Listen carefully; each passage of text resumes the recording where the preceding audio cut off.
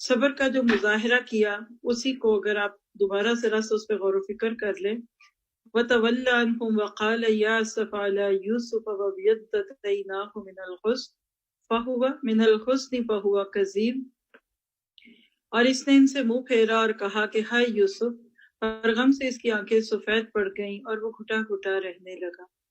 اس سے کیا پتہ چلتا ہے؟ جو چیز آپ کے میرے لیے ہے کہ اللہ تعالیٰ جب اولاد کا کوئی صدمہ ڈالے، کوئی غم ڈالے، کوئی تکلیف دے، تو اس تکلیف کو اللہ ہی دور کرتا ہے، تو وہ دور ہوتی ہیں۔ اگر اللہ تعالیٰ کی مرضی نہ ہو، اگر اللہ سبحانہ تعالیٰ کی چاہت نہ ہو، تو وہ تکلیف دور نہیں ہوتی، بلکہ انسان کی وہ تکلیف اپنی جگہ پہ باقی رہتی ہے۔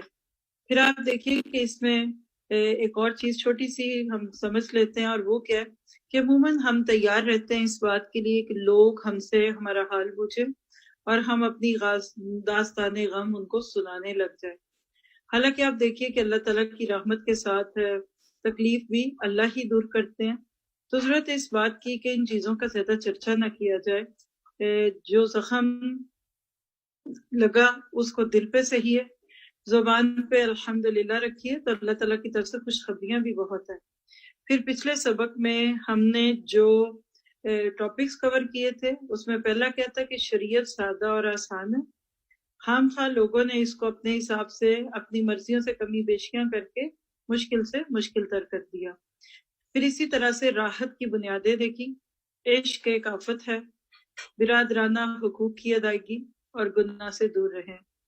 پھر رزق ضرور تلاش کریں لیکن حرص نہ ہو۔ آسان شریعت ہے اور تم سر بلند ہو، پھر ڈر کس بات کا۔ چار چیزوں سے، یعنی ہم ایک ایسی چیز پڑھ رہے ہیں کہ جس میں ہر چیز کی تان آخر میں اس پہ ٹوٹتی ہے کہ آپ کا تعلق باللہ کیسا ہے۔ جتنا زیادہ آپ کا اپنے اللہ سے تعلق مضبوط ہوگا، اس کی بات کو آپ سننے اور سمجھنے کے لیے تیار ہوں گے، اتنی چوٹ کم لگے گی۔ بچے کو جب ماں کی گود میں لٹا کر یا بٹھا کر انجیکشن لگایا جائے تو اس کو درد کم محسوس ہوتا ہے۔ بالکل اسی طرح سے جتنا زیادہ ہم اللہ تعالیٰ کے ساتھ اپنا تعلق مضبوط کرتے جائیں گے، اللہ تعالیٰ کی رحمت سے ہمارے لیے تکلیفوں اور دکھوں کو سہنا آسان ہوگا۔ آج ہم جس ٹاپک سے شروع کرتے ہیں وہ ہے دو بڑی باتیں۔ دو بڑی باتیں کیا ہیں؟ آئیے دیکھتے ہیں۔ امام احمد رحمہ اللہ فرماتے ہیں کہ دو باتوں نے آزمائش میں مجھے زبردست فائدہ پہنچایا۔ پہلی بات یہ کہ ایک شخص جسے شراب پینے کے جرم میں قید کیا گیا تھا، اس نے کہا، اے احمد، ثابت قدم رہنا، تمہیں سنت کے راستے میں کوڑے لگائے جاتے ہیں، جبکہ مجھے شراب پینے پر کئی بار کوڑے مارے گئے اور میں نے صبر کیا۔ کیا سمجھ آیا؟ یعنی امام احمد کا یہ معاملہ آپ کے میرے سامنے ہے کہ دو باتوں نے آزمائش میں فائدہ پہنچایا۔ پہلی بات یہ کہ جسے شراب پینے کے جرم میں قید کیا تھا، اس نے کہا کہ احمد، ثابت قدم رہنا، تمہیں سنت کے راستے میں کوڑے لگائے جاتے ہیں۔ آپ میں سے شاید کچھ لوگوں کو نہ معلوم ہو تو ان کے لیے کہ امام احمد کو اللہ کے راستے میں ایک ایسے مسئلے پہ کوڑے مارے جاتے تھے کہ اگر کسی پہاڑ پہ بھی کہتے ہیں کہ مارے جائیں تو وہ بھی رضا رضا ہوتا۔ قرآن مخلوق ہے یا قرآن اللہ کا کلام ہے؟ اس بات پہ اس دور میں اتنی بڑی بحث تھی، کہہ لیجیے کہ جو سیاسی موضوع بن گیا، اور اس کے بعد امام احمد صبر کا اور استقامت کا پہاڑ بنے رہے کہ ایک بندے کو شراب پینے پہ بار بار کوڑے پڑ رہے ہیں اور ان کو اللہ کے راستے میں بات کو سننے اور ماننے پر چل رہے۔ اور یہ وہ چیزیں کہ جس کو اگر آپ اور میں اپنی زندگی میں لے کر دیکھتے ہیں تو کتنی زیادہ انسان کو اس چیز کی اہمیت کا احساس بھی ہوتا ہے، اور انسان جتنا زیادہ اس کی چیز کے اوپر غور و فکر کرتا ہے کہ تکلیف تو ہر ایک کو آتی ہے، مراد یہ کہ گناہ پہ بھی تکلیف آتی ہے، غم پہ بھی آتی ہے، نافرمانی آزمائش کو اگر دیکھیں تو ذرا سا خود سے تو پوچھئے، خیر پہ آئی ہے تو کوئی بات نہیں، اجر ملے گا، کیونکہ ایک تنکا بھی پاؤں میں چلا جائے، کانٹا بھی چبھ جائے تو اس سے بھی تکلیف آتی ہے، اور دوسری طرف بھی ہے اللہ تعالیٰ فرماتے ہیں اگر تمہیں تکلیف پہنچتی ہے تو تمہاری طرح دوسروں کو بھی تکلیف پہنچتی ہے، جبکہ تم کو اللہ سے وہ امید ہے جو دوسروں کو نہیں، لہذا صبر کیجیے، اللہ کا وعدہ حق ہے، اور جو ایمان والے نہیں ہیں وہ تمہیں ہلکا نہ کر دیں۔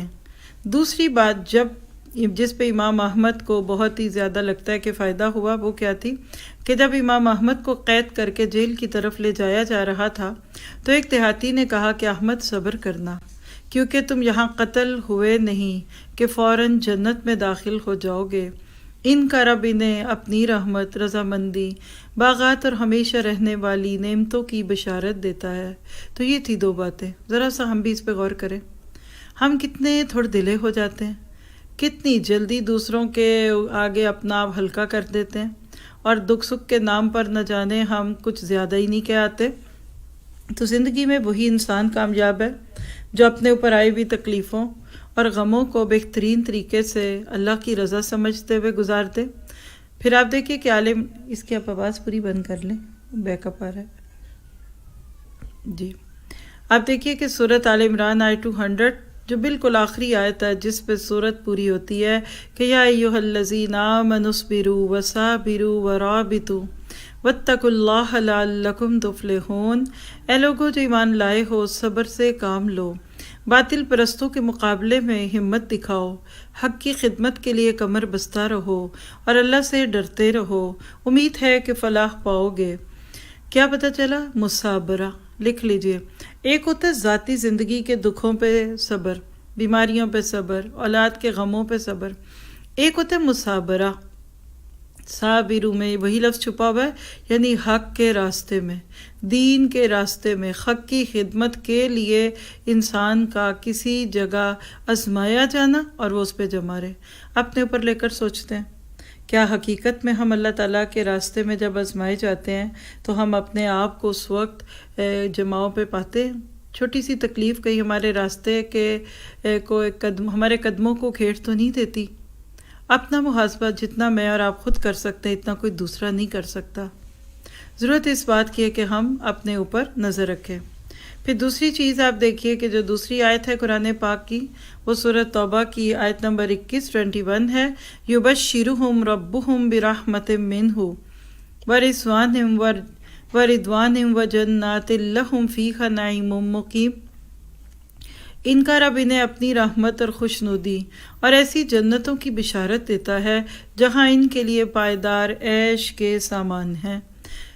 اب آپ دیکھیے کتنے دن کی استقامت تھی دنیا میں، بہت تھوڑے دن کی، لیکن جنت، اجر، آخرت، یہ سب کچھ کتنا ہوگا جس کا کوئی تصور بھی نہیں کر سکتا۔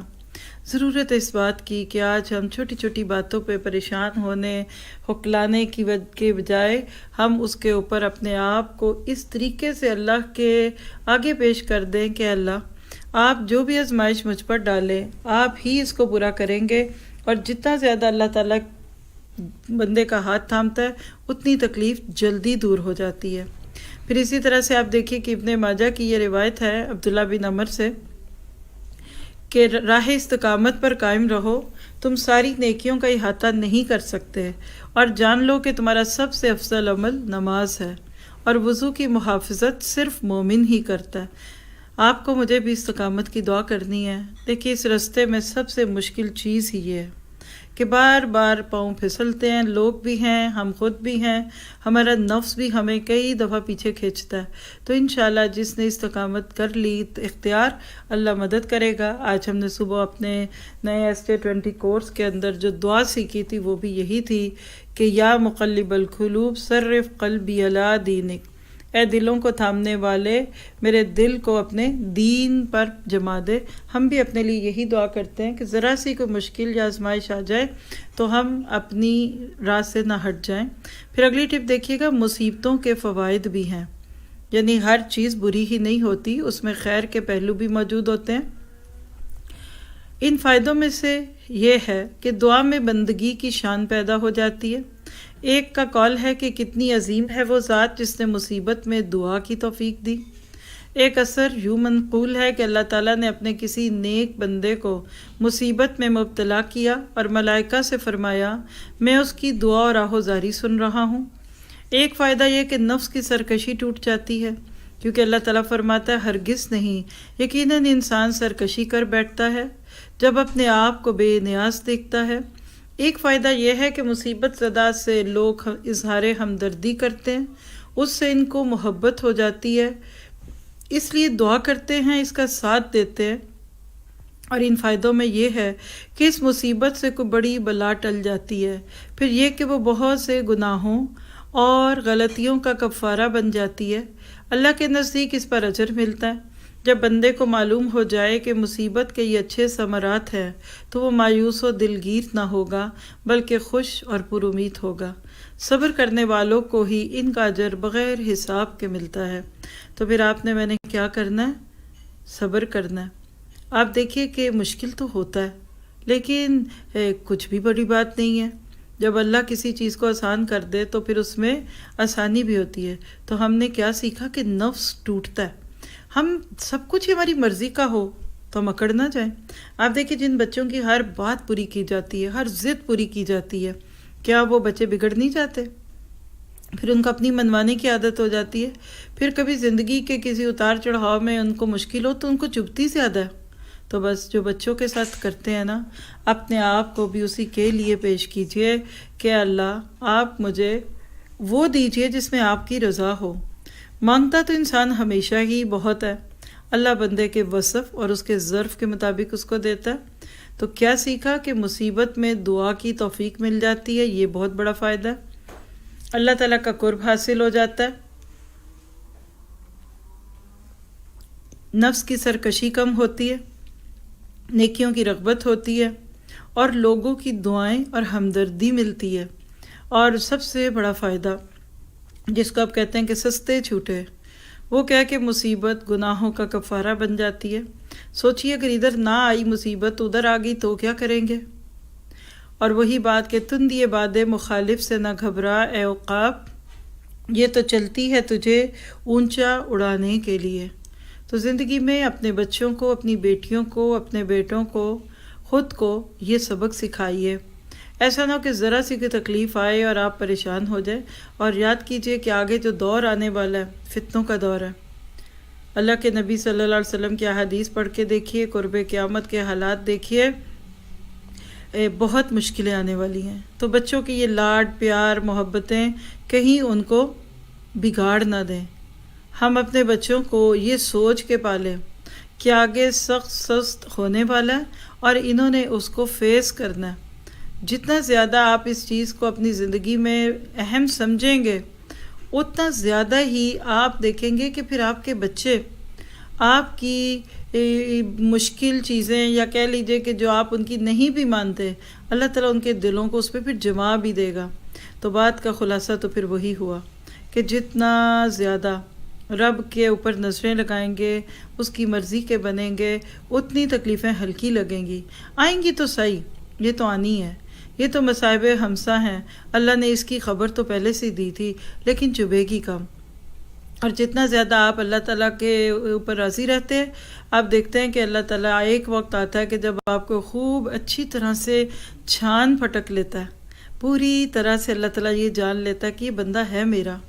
لوگ پتہ نہیں کیا کہتے ہیں، لیکن جو بھی ہے مشکل آتی ہے تو پلٹتا میری ہی طرف ہے۔ تو اللہ تعالیٰ پھر ایسے بندے کے اوپر اپنی رحمت بھی فرماتا ہے، اور اللہ تعالیٰ ہم سب پہ اپنا پورا فضل اور رحمت فرمائے۔ اگلا ٹاپک ہے علم، ہدایت اور شفا ہے۔ ہم نے تو علم کو کچھ اور سمجھا تھا، یہاں ہدایت اور شفا کیسے ہو گئی؟ تو دیکھیے گا کہ ایک کتاب ہے نفوس کے علاج، ابن حزم کی لکھی ہوئی ہے۔ اس میں وہ کہتے ہیں کہ علم کے فائدوں میں سے یہ ہے کہ نفس سے وسوسے دور ہو جاتے ہیں اور رنج و غم اور تفکرات ختم ہو جاتے ہیں۔ یہ بات صحیح ہے، لیکن ان کے حق میں جو علم سے محبت رکھے، یہ نوٹ کریں۔ اور اگر علم حاصل کرنا ہی ایک بوجھ لگے، اپنی جگہ وہ خود ہی ایک مصیبت لگے، تو پھر یہ فائدہ نہیں ملتا۔ تو وسوسوں کو دور کرنا، اس کا علاج کیا ہے کہ صحیح علم کو حاصل کرنا، اور اس کے ساتھ پھر ان کو شغف بھی ہو، اس پر عمل کریں اور اس کے اثرات ان پر ظاہر ہوں۔ لہذا طالب علم کو اپنا وقت متعین کر لینا چاہیے۔ حفظ و تکرار اور مراجعہ، حفظ تو سب کو پتہ ہے، میمورائز کرنا، تکرار ہوتا ہے ریپیٹیشن، ریپیٹ کرنا، ریوائز کرنا، اور مراجعہ کیا ہوتا ہے، رجوع کرنا، یعنی بار بار اس کے اندر جھانکنا۔ اس کے لیے الگ وقت ہو، عام مطالعے کے لیے الگ، جمع و ترتیب اور غور و فکر و استنباط کے لیے الگ وقت۔ اب اتنا کچھ صرف ایک علم پہ لگے تو باقی کیا ہم کام کریں؟ لیکن حقیقت ہے کہ جس کو علم کی لذت مل گئی اس کو دنیا کی کسی چیز میں وہ لذت نہیں ملے گی، وہ مزہ نہیں آئے گا جو علم کی طلب اور اس کی نشر و اشاعت میں ہوگا۔ ایسے آدمی بنو جس کا پاؤں اگر زمین پر ہو تو اس کے حوصلے کی بلندی پرواز، اس کے حوصلے کی بلند پروازی ثریا کو چھو رہی ہو۔ یہ ایک شاعر کا مشورہ ہے، یعنی کہ علم بندے کی شان کو بھی بڑھاتا ہے اور اس کے حوصلے کو بھی بڑھا دیتا ہے۔ تو کیا پتہ چلا کہ علم ہدایت اور شفا کا ذریعہ ہے۔ قد جاءتکم، اللہ نے بڑی پیاری بات کی، یہی نور قرآن کی مین تھیم آیت ہے۔ اگر آپ دیکھیں تو آپ کو بینر کے ساتھ دکھے گی کہ یا ایھا الناس قد جاءتکم موعظۃ من ربکم وشفاء لما فی الصدور، شفاء لما فی الصدور وہدی ورحمۃ للمؤمنین۔ لوگوں، تمہارے پاس تمہارے رب کی طرف سے نصیحت آ گئی ہے، یہ وہ چیز ہے جو دلوں کے امراض کی شفا ہے، اور جو اسے قبول کر لے ان کے لیے رہنمائی اور رحمت ہے۔ تو آپ اپنے پر سوچئے، کیا یہ قرآن میرے دل کی شفا بن رہا ہے؟ میرے دل کے اندر کی بغض کی اور حسد کی اور اناد کی بیماریوں کو اور حب دنیا کی بیماریوں کو دور کر رہا ہے؟ چھوٹا سا کوئی بیماری کا حملہ ہو جائے تو ہم پریشان ہوتے ہیں، جو دل کا بیمار ہو آپ سوچیے اس کے بچنے کی امید کہاں رہ جاتی ہے۔ تو لہٰذا ضرورت ہے اس بات کی کہ ہم اس کے اوپر غور و فکر کریں۔ پھر آپ دیکھیے کہ علم کی مختلف قسمیں ہیں نا، مثلا قرآن پاک کا علم سراسر رحمت اور ہدایت ہے، شفا اور قلبی سکون کا باعث ہے، اور سب سے بڑی بات ہے کہ اجر و ثواب کا باعث ہے۔ حدیث کے علم کو لیجئے، اس کی کیا حیثیت ہے؟ قرآن کو سمجھنے میں معاون ہے، اور صاحب قرآن کی عظمت کا بیان ہے۔ ہر زبان کی ایک ڈکشنری ہے، قرآن پاک کی ڈکشنری حدیث ہے۔ تو حدیث کو پڑھ کر آپ قرآن کو مزید اچھی طرح سمجھتے ہیں۔ پھر آپ دیکھیے دنیاوی علوم ہیں جو ہم بچوں کو پڑھتے ہم بھی وہی پڑھتے ہوئے بڑے ہوئے، اس کی کیا اہمیت ہے؟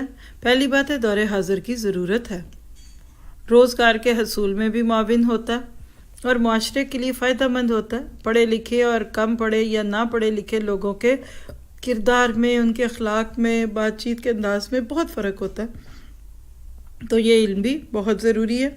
پھر اس کے بعد آپ دیکھیے کہ مطالعے کی عادت، یہ ایک علم کا بالکل کہہ لیجیے کہ باٹم لائن طریقہ ہے کہ آپ کو بک ریڈنگ کی عادت ہو۔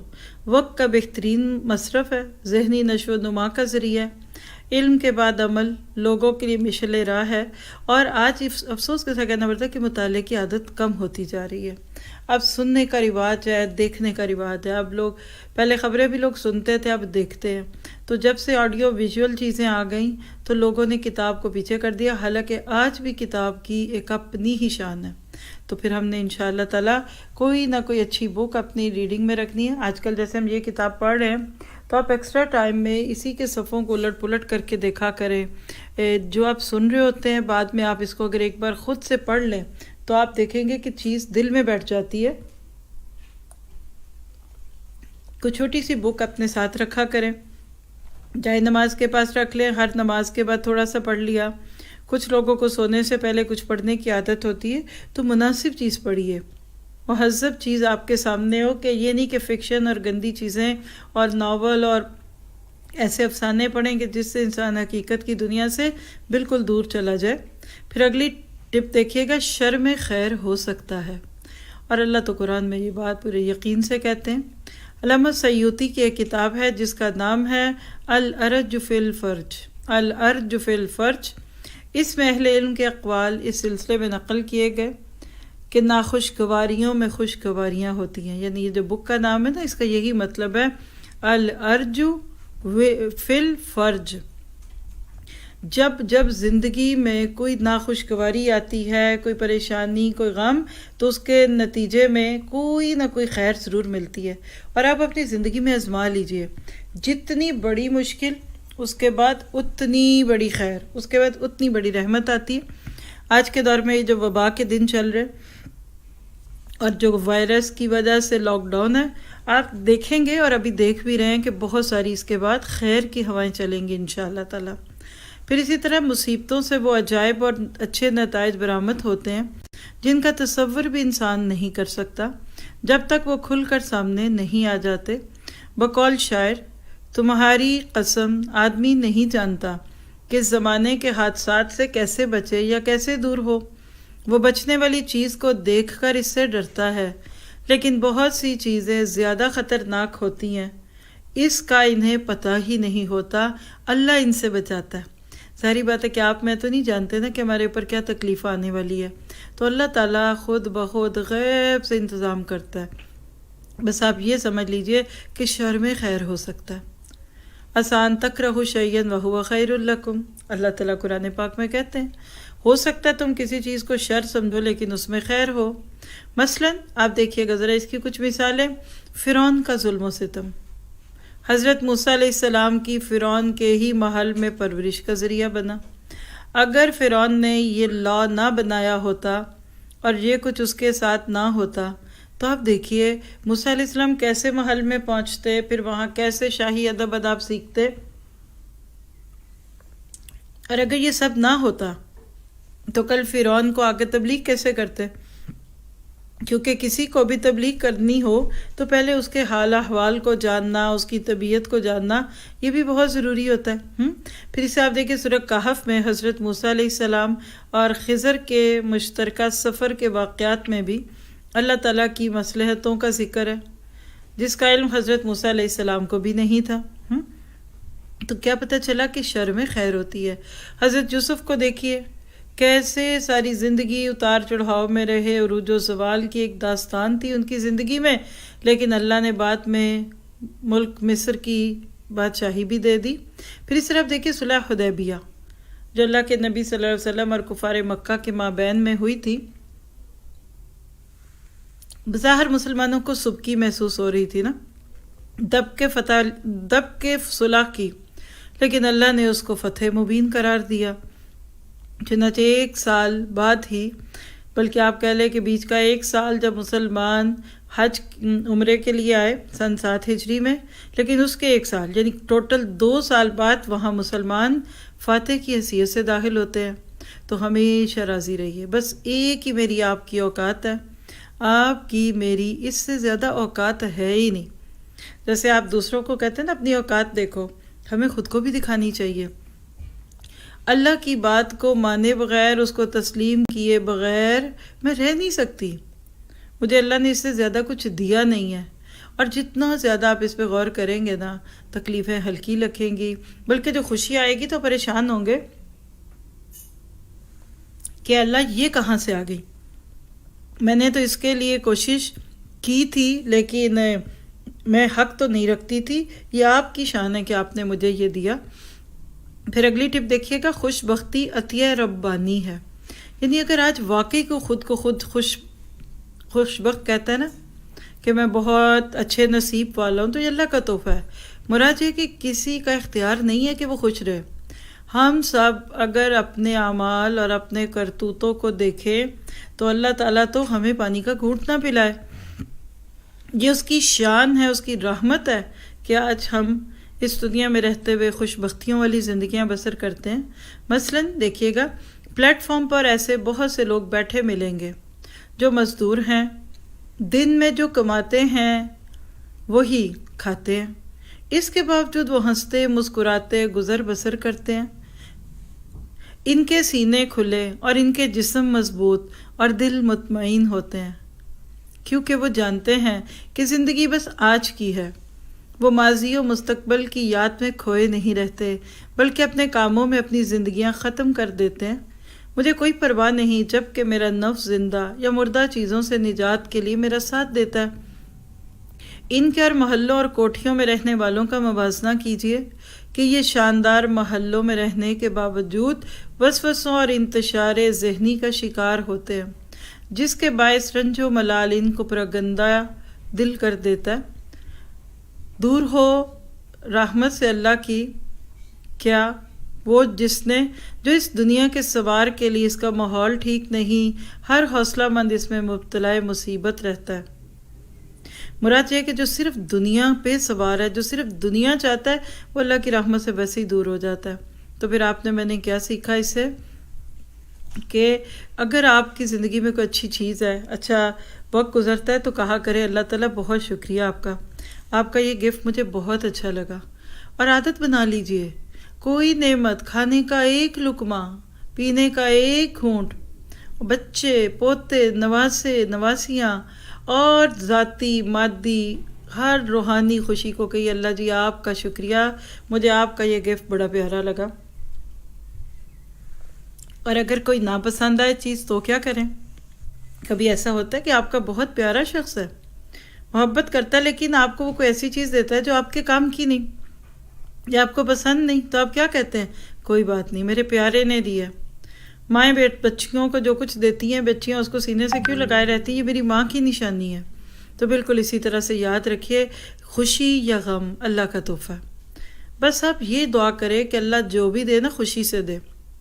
مثلاً آپ دیکھیں بچہ بہت ضد کرتا ہے، ماں چیز نہیں دیتی، ضد کرتا ہے، آخر ماں غصے میں وہ چیز اس کے پاس پھینکتی ہے اور کہتی ہے پکڑو، اب مجھ سے بات نہ کرنا۔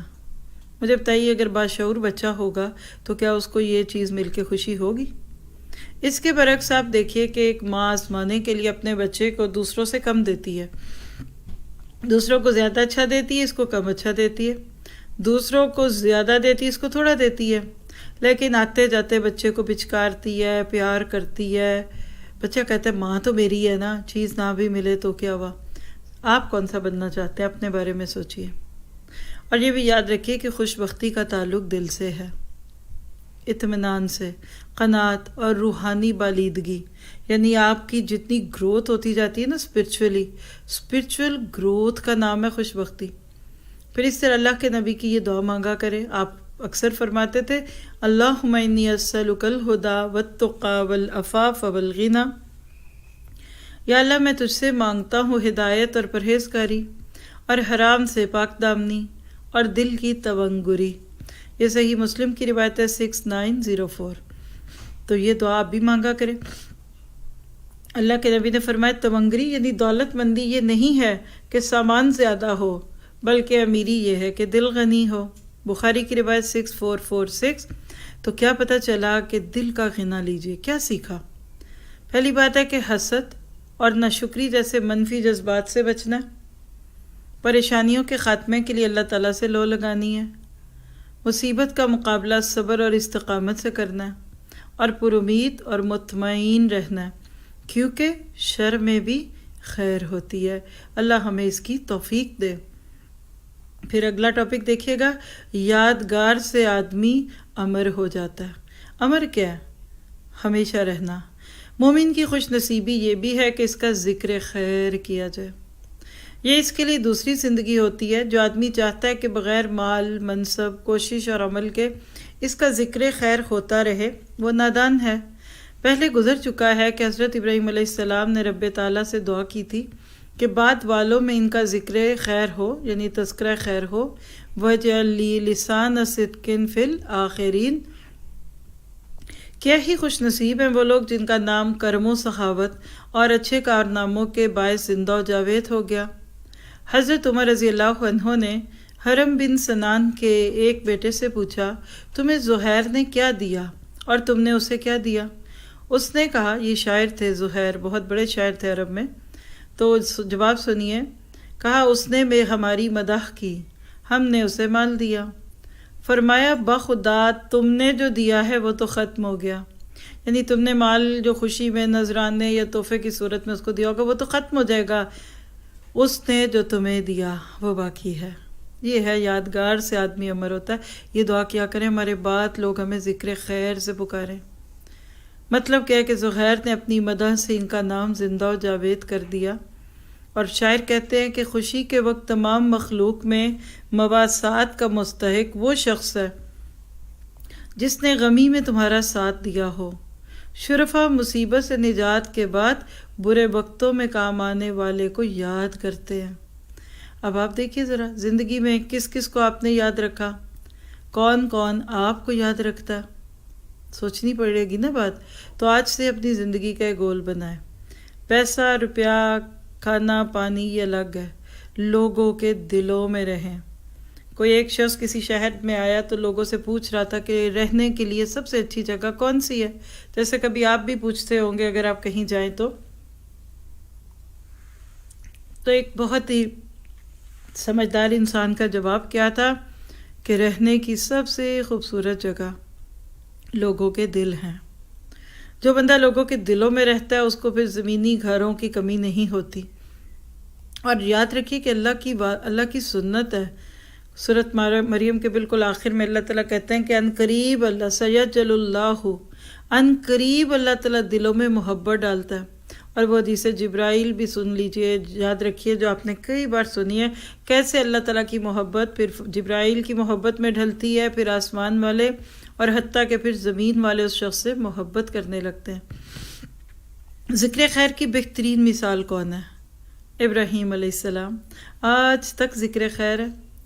آپ دیکھیے کہ جہاں درود شریف پڑھا جاتا ہے، اللہم صلی علی محمد کما صلیت علی ابراہیم، اللہم بارک علی محمد کما بارکت علی ابراہیم. تو یہ ذکر خیر ہے. یہ دعا کیجئے. زندگی گزر جانی ہے. کتنی گزر گئی یہ تو ہمیں پتہ ہے، کتنی رہ گئی یہ ہم میں سے کسی کو نہیں پتہ. پھر اب دیکھیے ذکر خیر کی ایک صورت نیک اولاد ہے، صدقہ جاریہ ہے، علم نافع ہے. صحیح مسلم کی روایت ہے 4223 کہ جب ایک انسان مر جاتا ہے تو اس کا نام اعمال منقطع کر دیا جاتا ہے، لیکن 3 چیزیں پیچھے رہتی ہیں. وہ یہی ہے، اپنے لیے پوچھئے what am I leaving behind. میری اولاد میرے لیے کیسا صدقہ جاریہ ہوگی؟ کیونکہ خیر کا بھی صدقہ جاریہ ہوتا ہے اور شر کا بھی ہوتا ہے. پھر اسی طرح سے آپ دیکھیے کہ میری طرف سے میری وجہ سے علم کیا جا رہا ہے. دیکھیے آپ لینے کی فکروں میں ہیں، میں کہتی ہوں آپ دینے والے بنیں. جو دیتا ہے نا اس کو سب سے پہلے اپنا زیادہ ملتا ہے. تو علم نافع ہوتا ہی کیا ہے کہ آپ دوسروں کے نفع کے بن جائیے. پھر اس کے بعد دیکھیے دنیا کا فائدہ یادگار رہتی ہے، نام باقی رہتا ہے، لوگ ایسے شخص سے بھی محبت کرتے ہیں.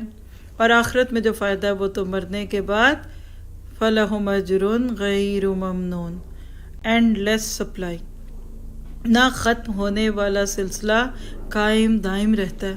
تو لہٰذا زندگی میں دعا کیجئے کہ اللہ ہمارا ذکر خیر کا رکھے اور ہمارے بعد ہمارا ذکر پہلے سے بھی اچھا ہو. پھر اس کے بعد نیکسٹ ٹاپک ہے عظیم مرثیہ.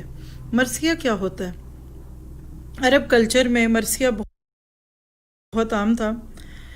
جب کوئی مر جاتا، کوئی نقصان ہوتا، یعنی غم کے اظہار کا شعری طریقہ مرثیہ تھا. 3 مرثیہ ایسے ہیں جن کے بارے میں کہے گئے انہیں زندہ و جاوید بنا دیا.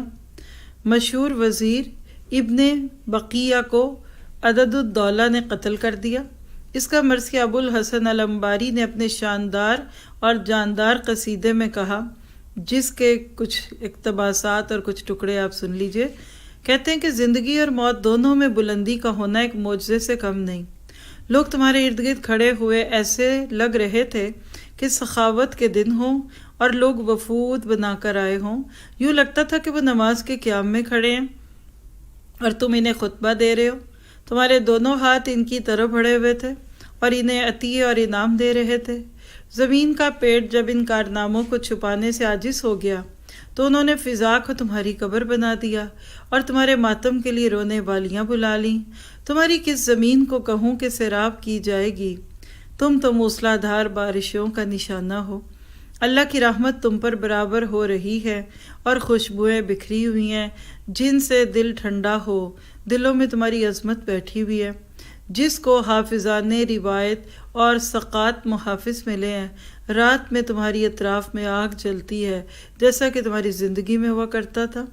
آپ کو تو شاید اتنا نہ ہی مزہ آیا ہو کیونکہ ہمارا کلچر نہیں ہے، لیکن یقین کرے کہ ان چند جملوں میں اس نے اس کو یہ کہہ دیا کہ تمہاری زندگی بھی بڑی خوبصورت تھی پر تمہاری موت تو اور بھی خوبصورت ہے. کئی لوگ مرنے کے بعد بلکہ جاویداں ہو جاتے. کچھ لوگ زندگی میں اتنے کامیاب نہیں ہوتے جتنے مرنے کے بعد ہوتے ہیں۔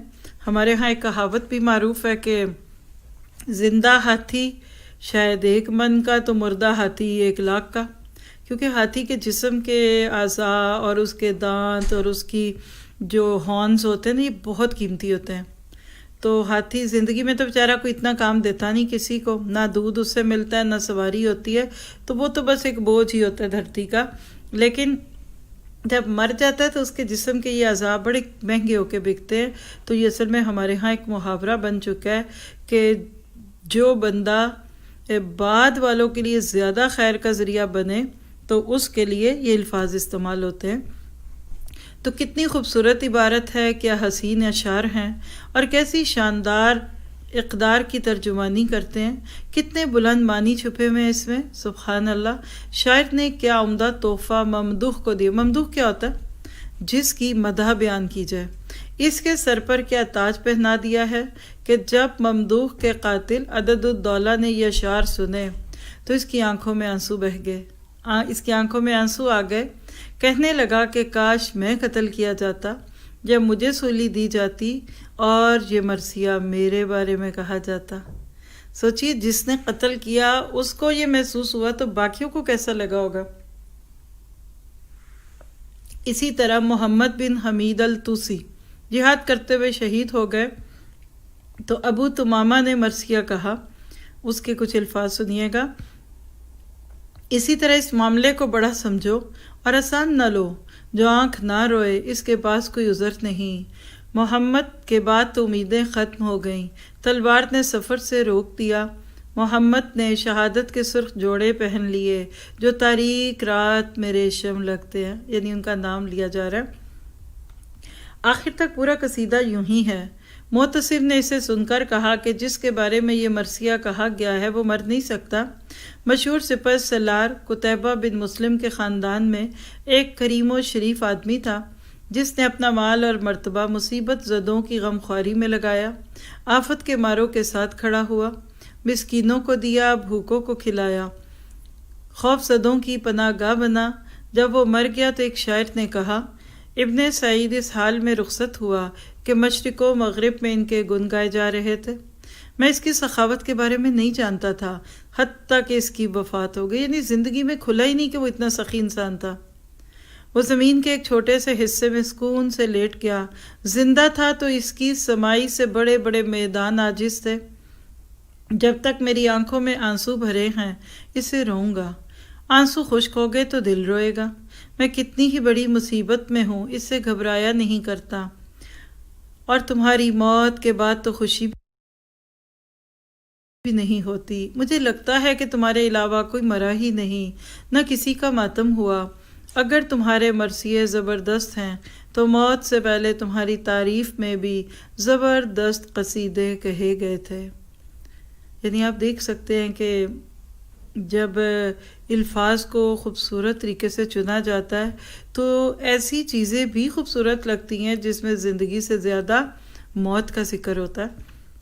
اسی طرح ابو نواس مصر کے امیر الخطیب کی تاریخ لکھتا ہے اور اس کا نام جریدہ عالم پر ثبت کر دیتا ہے۔ کیا کہتا ہے؟ یہ بھی ایک مرثیہ ہے۔ اگر خصیب کے بلاد میں ہم نہ جائیں تو کہاں جائیں گے؟ سخاوت اس سے بچ کر جا نہیں سکتی، بلکہ جہاں وہ جاتا ہے اس کے ساتھ ساتھ ہی سخاوت چلتی ہے۔ وہ ایسا آدمی ہے کہ مال سے نیک نامی خریدتا ہے اور جانتا ہے کہ زمانہ الٹتا پلٹتا رہتا ہے۔ لوگ حسیب کی زندگی اور کارناموں کو ان ابیات کے حوالے سے ضرور یاد رکھیں گے۔ تو کیا پتہ چلا کہ یہ بات کہ ہمارے بعد ذکر خیر ہو، یہ بڑی اہم ہے۔ چند سیکنڈ کے لیے اپنے اوپر لیجئے، پھر ذرا سا دہرائی کرتے ہیں اس کی۔ میرے مرنے کے بعد لوگ کیا کہیں گے؟ لوگ مجھے کن باتوں سے یاد رکھیں گے؟ یہ سوال کیجئے۔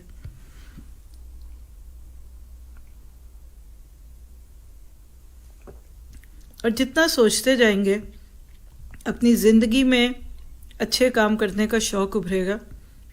اب دیکھیں کہ جن کے لیے مرثیے کہے گئے تو ان کا ذکر خیر باقی رہا، کیوں بھلا؟ اس لیے کہ اپنی زندگی میں لوگوں کے لیے فائدہ مند ہے۔ جو لوگوں کو فائدہ دے گا، لوگ اس کی قصیدے اس کی زندگی میں کریں گے، گائیں گے، اور اس کے جانے پہ مرثی ہوں گے۔ اب اسلام مرثیوں کو پسند نہیں کرتا، یہ بھی سمجھ لیجئے، کیونکہ جو جاتا ہے وہ بھی اللہ کے حکم سے جاتا ہے، اور قصیدوں کو بھی بہت پسند نہیں کرتا، کیونکہ جو دنیا میں آتا ہے یا کوئی اچھا کام کرتا ہے تو وہ بھی اللہ ہی کے حکم سے کرتا ہے، لیکن یہ ایک اسلوب بیان ہے۔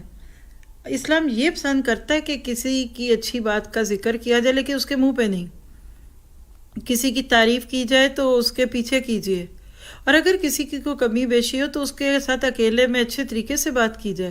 ہم عموماً الٹ کرتے ہیں، منہ پہ اتنی تعریفیں، سامنے آئیں تو وہ محبتیں، اور برائیاں دوسروں کے سامنے، خوبیاں آپ کے سامنے۔ تو یہ بھی ایک قابل غور نکتہ ہے۔ ہم اگر اپنا معاملہ دیکھیں اور کسی کے ساتھ ایسا کرتے ہیں تو کبھی نہ کیجیے۔ دوسروں کے سامنے برائیاں رکھیں گے وہ کیا کر لیں گے، اور خوبیاں اگر دوسروں کو دیں گے تو ہو سکتا ہے کوئی دوسرا بھی اس خوبی سے فائدہ اٹھا لے۔ پھر اسی طرح آپ دیکھیے کہ مال اور رتبے سے اپنے مدد کرتے تھے لوگوں کی، تو پھر ذکر خیر چاہنا برا نہیں، اگر نیت دین پر چلنے کی رغبت پیدا کرنا ہو۔ آپ لوگوں کو بتاتے ہیں ہم یہ کر رہے ہیں، وہ کر رہے ہیں، ہمارے پاس یہ کورسز ہیں، یہ ہیں، رغبت دلا رہے ہیں، اس نیت کے ساتھ کہ لوگ اس سے فائدہ اٹھائیں، تو انشاءاللہ اگر آپ کی کوشش سے کوئی فائدہ اٹھا لے گا تو آپ کا بھی فائدہ اس میں۔ دیکھیے نیکی کا کام ایک عجیب کام ہے، بظاہر انسان دوسروں کے لیے کر رہا ہوتا ہے لیکن فائدہ سب سے زیادہ خود اٹھا رہا ہوتا ہے۔ اللہ تعالی ہمیں فائدہ لینے اور دینے والا بنا دے خیر کے رستوں میں۔ چھوٹا سا ایک خلاصہ، وقفہ لیجئے، گیپ لیں، اپنے اوپر لیجئے، محسوس کریں اور اللہ سے ایک دعا کریں کہ اللہ ہمارے دل میں اپنا اتنا ڈر پیدا فرما جو ہمیں معصیت سے روک دے، ان تحول بین و بین معصیتک، اور تیری اطاعت پر امادہ کر دے تاکہ ہم جنت کے مستحق ہو جائیں۔ ہمیں اتنا یقین عنایت کر جس سے ہم مصائب دنیا کو برداشت کر لیں، اپنے کانوں، نگاہوں اور قوتوں میں نئی زندگی دے سکیں، اور اس زندگی کو ہمارا وارث بنا دے۔ ظالموں سے ہمارا انتقام لے، دشمنوں پر ہماری مدد کر، دین میں ناز مانا، دنیا کو ہمارا سب سے بڑا مقصد اور مبلغ علم نہ بنانا، یعنی ہم علم اس لیے نہ حاصل کریں کہ اس سے اور دنیا کمائیں۔ ہمارے گناہوں کے باعث ایسے لوگ ہم پر مسلط نہ کر جو ہم پر رحم نہ کریں، اور اللہ کرے کہ یہ دعا، اور یہ مسنون دعا ہے، قرآن پاک کی تلاوت کے بعد کی دعاؤں میں آپ کو مل جاتی ہے، مسنون دعاؤں میں سے۔ تو اس طرح کی دعائیں مانگ کر کبھی کبھی اپنے لیے یہ خشیت بھی مانگا کرے کہ اللہ مجھے میرے گناہوں سے نفرت ہو جائے، ہر وہ عادت جو مجھے تیری نظروں میں چھوٹا کرے مجھ سے دور کر۔ کبھی بیٹھ کر کاپی قلم لیں اور سنیں، لکھیں میرے میں کیا برائی ہے، ہر ایک میں ہوتی ہیں، اور جتنا زیادہ آپ اپنی خود دیکھ سکتے ہیں کوئی دوسرا تو وہاں تک کبھی پہنچ بھی نہیں سکے گا۔ ایک ایک کر کے پیچھے لگ جائیے اور خود چیک کیجئے، اور وہی جو بات پیچھے ہم نے پڑھی تھی کہ حاسبو قبل ان تحاسبو۔ اسی طرح علی بن مقلہ کہتے ہیں جب دلوں پر یاس طاری ہو یعنی مایوسی اور مشکلات سے سینے بھی تنگ ہو جائیں، آفتیں جم کر بیٹھ جائیں، بربادیاں مسلط ہوں اور ان کے ازالے کا کوئی طریقہ سمجھ میں نہ آتا ہو، ہوشیار کو بھی کوئی تدبیر نہ سوچے، تو ایسی نامرادی کے عالم میں اللہ تعالیٰ کی مدد آئے گی جو قریب ہے اور سنتا ہے۔ کیسے ہی حادثات ہوں، کیسی ہی ان کی ہمہ گیری ہو، ان سے خلاصی جلد ہی ہوگی۔ تو پھر کیا سیکھا ہم نے اس چھوٹے سے وقفے میں؟ اپنے اوپر لے کر سوچئے کہ کیا واقعی میں اپنے آپ کو اسی طرح سے کہلاتی ہوں، اپنی کمی بیشی، اپنی خامیاں، اپنی باتیں مجھے اسی طرح سے محسوس ہوتی ہیں؟ انشاءاللہ چھوٹی چھوٹی ایکسرسائزز کے ساتھ ہم اپنی اصلاح کریں گے۔ دیکھیں یہ تو ہم اپنے محاسبے کے لیے سب باتیں کرتے ہیں نا، کسی کو کیا لگے اور ہمیں کیا لگے، اگر ہم نے اپنی اصلاح نہ کی تو بات نہیں بنے گی۔ تو کیا سوچئے، پہلی بات ہے کہ دنیا کے مسائل چاہے جتنے بھی بڑے ہوں بالآخر ختم ہوں گے، کیونکہ کل من علیہا فان، ہر چیز فانی ہے، یہ مسئلے چلے جائیں گے۔ آج بھی اگر کوئی پریشان ہے، یہ مسئلہ وہ آ گیا، جنگ ہو گئی، یہ ہو گیا، بیماری آ گئی، چلا جائے گا بھائی۔ پچھلے سال بھی تو کچھ آئی ہوگا نا، قرآن تو خود کہتا ہے کہ تم نہیں دیکھتے کہ ہر سال تم آزمائے جاتے ہو۔ ہاں رنگ بدل بدل کے اس وقت مسلمانوں کے اوپر ہی زیادہ بجلیاں اور کڑاکے کیوں ہیں؟ ہمارے اپنے اعمال ہیں، ہمارے اپنے گناہ۔ یاد رکھیے کہ اللہ کی مدد قریب ہے۔ اللہ تعالیٰ سے دنیا کو ہلکا اور آخرت کو بڑا کرنے کی دعا کریں، کہا کریں کہ اللہ میرے لیے آخرت کو بہت بڑی چیز بنا دے، میں اپنی آخرت کے رزق پہ کچھ نہیں لوں گی دنیا میں، مجھے نہیں چاہیے ادھر، ہاں اگر ادھر بھی اور ادھر بھی تو ربنا آتنا فی الدنیا حسنۃ وفی الآخرۃ حسنۃ وقنا عذاب النار۔ اور انشاءاللہ آپ دیکھیں گے کہ اللہ کا یہ وعدہ کہ میں انسان کے گمان کے مطابق ہوں، میرا بندہ میرے بارے میں جو گمان رکھتا ہے نا، میں اس کے ساتھ ویسے ہی معاملہ کرتا ہوں۔ خیر کا گمان رکھیے، اچھی امید رکھیے، اللہ تعالیٰ کے ساتھ آپ کا معاملہ بڑا ہی خوبصورت معاملہ ہو تو آپ دیکھیں گے کہ اس کے بعد آپ کو محسوس ہوگا کہ اللہ تعالیٰ بھی آپ کی امیدوں کو توڑتا نہیں، کیونکہ اگلی ٹپ دیکھیے، یہاں سے خالی ہاتھ کوئی بھی جایا نہیں کرتا۔ عموماً کس در کے لیے یہ بات آتی ہے؟ جہاں دو دو ہاتھ سے بانٹا جاتا ہے۔ اللہ کی ذات ایک ایسی ہستی ہے کہ جو کبھی مانگنے والے کو شرمندہ نہیں کرتی، انکار نہیں کرتی، نو تو اس در پہ کوئی ہوتی نہیں۔ تو لہٰذا جب اس در سے کوئی خالی ہاتھ نہیں جاتا تو پھر آپ کو مجھے فکر کیا ہے؟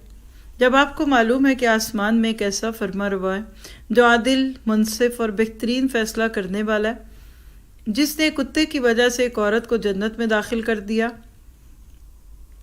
اور ایک بلی کے باعث ایک عورت کو دوزخ میں ڈال دیا، تو کیا آپ کو اللہ کے وعدے پر بھروسہ رکھتے ہوئے پرسکون اور مطمئن اور خوش نہیں ہونا چاہیے؟ بنی اسرائیل کی ایک فاحشہ عورت تھی، اس نے پیاسے کتے کو پانی پلا دیا، اللہ تعالیٰ نے اسے معاف کر دیا اور جنت میں داخل کر دیا کیونکہ اس کے دل میں اخلاص تھا۔ دوسری عورت کا قصہ یہ ہے کہ اس نے بلی کو ایک کمرے میں بند کر دیا تھا، نہ اسے کھلایا پلایا، نہ آزاد چھوڑا کہ خود کچھ کھا پی لے، حتیٰ کہ وہ مر گئی۔ تو اللہ تعالیٰ نے اس عورت کو دوزخ میں داخل کر دیا۔ تو یہ بات کہ اللہ تعالیٰ تھوڑے سے پر بھی بدلہ بہت دیتا ہے، بندے کے تھوڑے سے عمل کا بھی معاوضہ ملتا ہے۔ بخاری کی روایت ہے کہ 40 عادتیں ایسی ہیں جس میں سر فہرست یعنی سب سے اوپر ٹاپ آف دی لسٹ بکری ہبا کرنا ہے۔ ان میں سے کسی بھی خصلت پر آدمی عمل کرے اس امید میں کہ اسے ثواب ملے گا تو اللہ تعالیٰ اسے جنت میں داخل کرے گا، کیونکہ فَمَن يَعْمَلْ مِثْقَالَ ذَرَّةٍ خَيْرًا يَرَهُ، جو شخص ذرہ برابر بھی نیکی کرے گا وہ اسے دیکھ لے گا، اور جو ذرہ برابر برائی کرے گا وہ اسے دیکھ لے گا۔ اور اسی طرح فرمایا اچھائیاں برائیوں کو ختم کر دیتی ہیں۔ ان الحسنات یذھبن السیئات، کسی آفت میں مبتلا کی تکلیف دور کیجیے، سوچئے کس کی دور کرنی ہے، ٹارگٹ بنائیے، پھر اس کے لیے کوشش کیجیے۔ کسی محروم کو دیجیے، مظلوم کی مدد کیجیے، بھوکے کو کھلائیے، پیاسے کو پلائیے اور مریض کی عیادت کیجیے، جنازے کے ساتھ چلیے، بے ہوش مصیبت زدہ کی غم گساری کیجیے، پھٹکتے کی رہنمائی کیجیے، مہمان کا اکرام کیجیے، پڑوسی پر مہربان رہیے، بڑے کا احترام کیجیے، چھوٹے پر رحم اور اپنا مال خرچ کیجیے، درہم لوٹائیے، اچھی بات بولیے اور کسی کو تکلیف نہ دیجیے، یہی آپ کے لیے صدقہ ہوگا۔ یہ خوبصورت معنی، بلند صفات بہت زیادہ مسرت اور انشراح صدر لاتی ہیں، رنج و غم اور افسردگی اور کبیدہ خاطری کو دور کرتی ہیں۔ حسن اخلاق بھی کیا چیز ہے اگر اس کی تجسیم کی جاتی، یعنی تجسیم سے مراد ہے کہ اس کو ایک باڈی دی جاتی، جسم سے ہے تجسیم، یعنی واقعی آپ حسن اخلاق کو ایک انسان کے روپ میں دیکھیں تو یقیناً ایک خوب روح، پرکشش، مسکراتا اور اچھی شہرت کا حامل آدمی ہوتا۔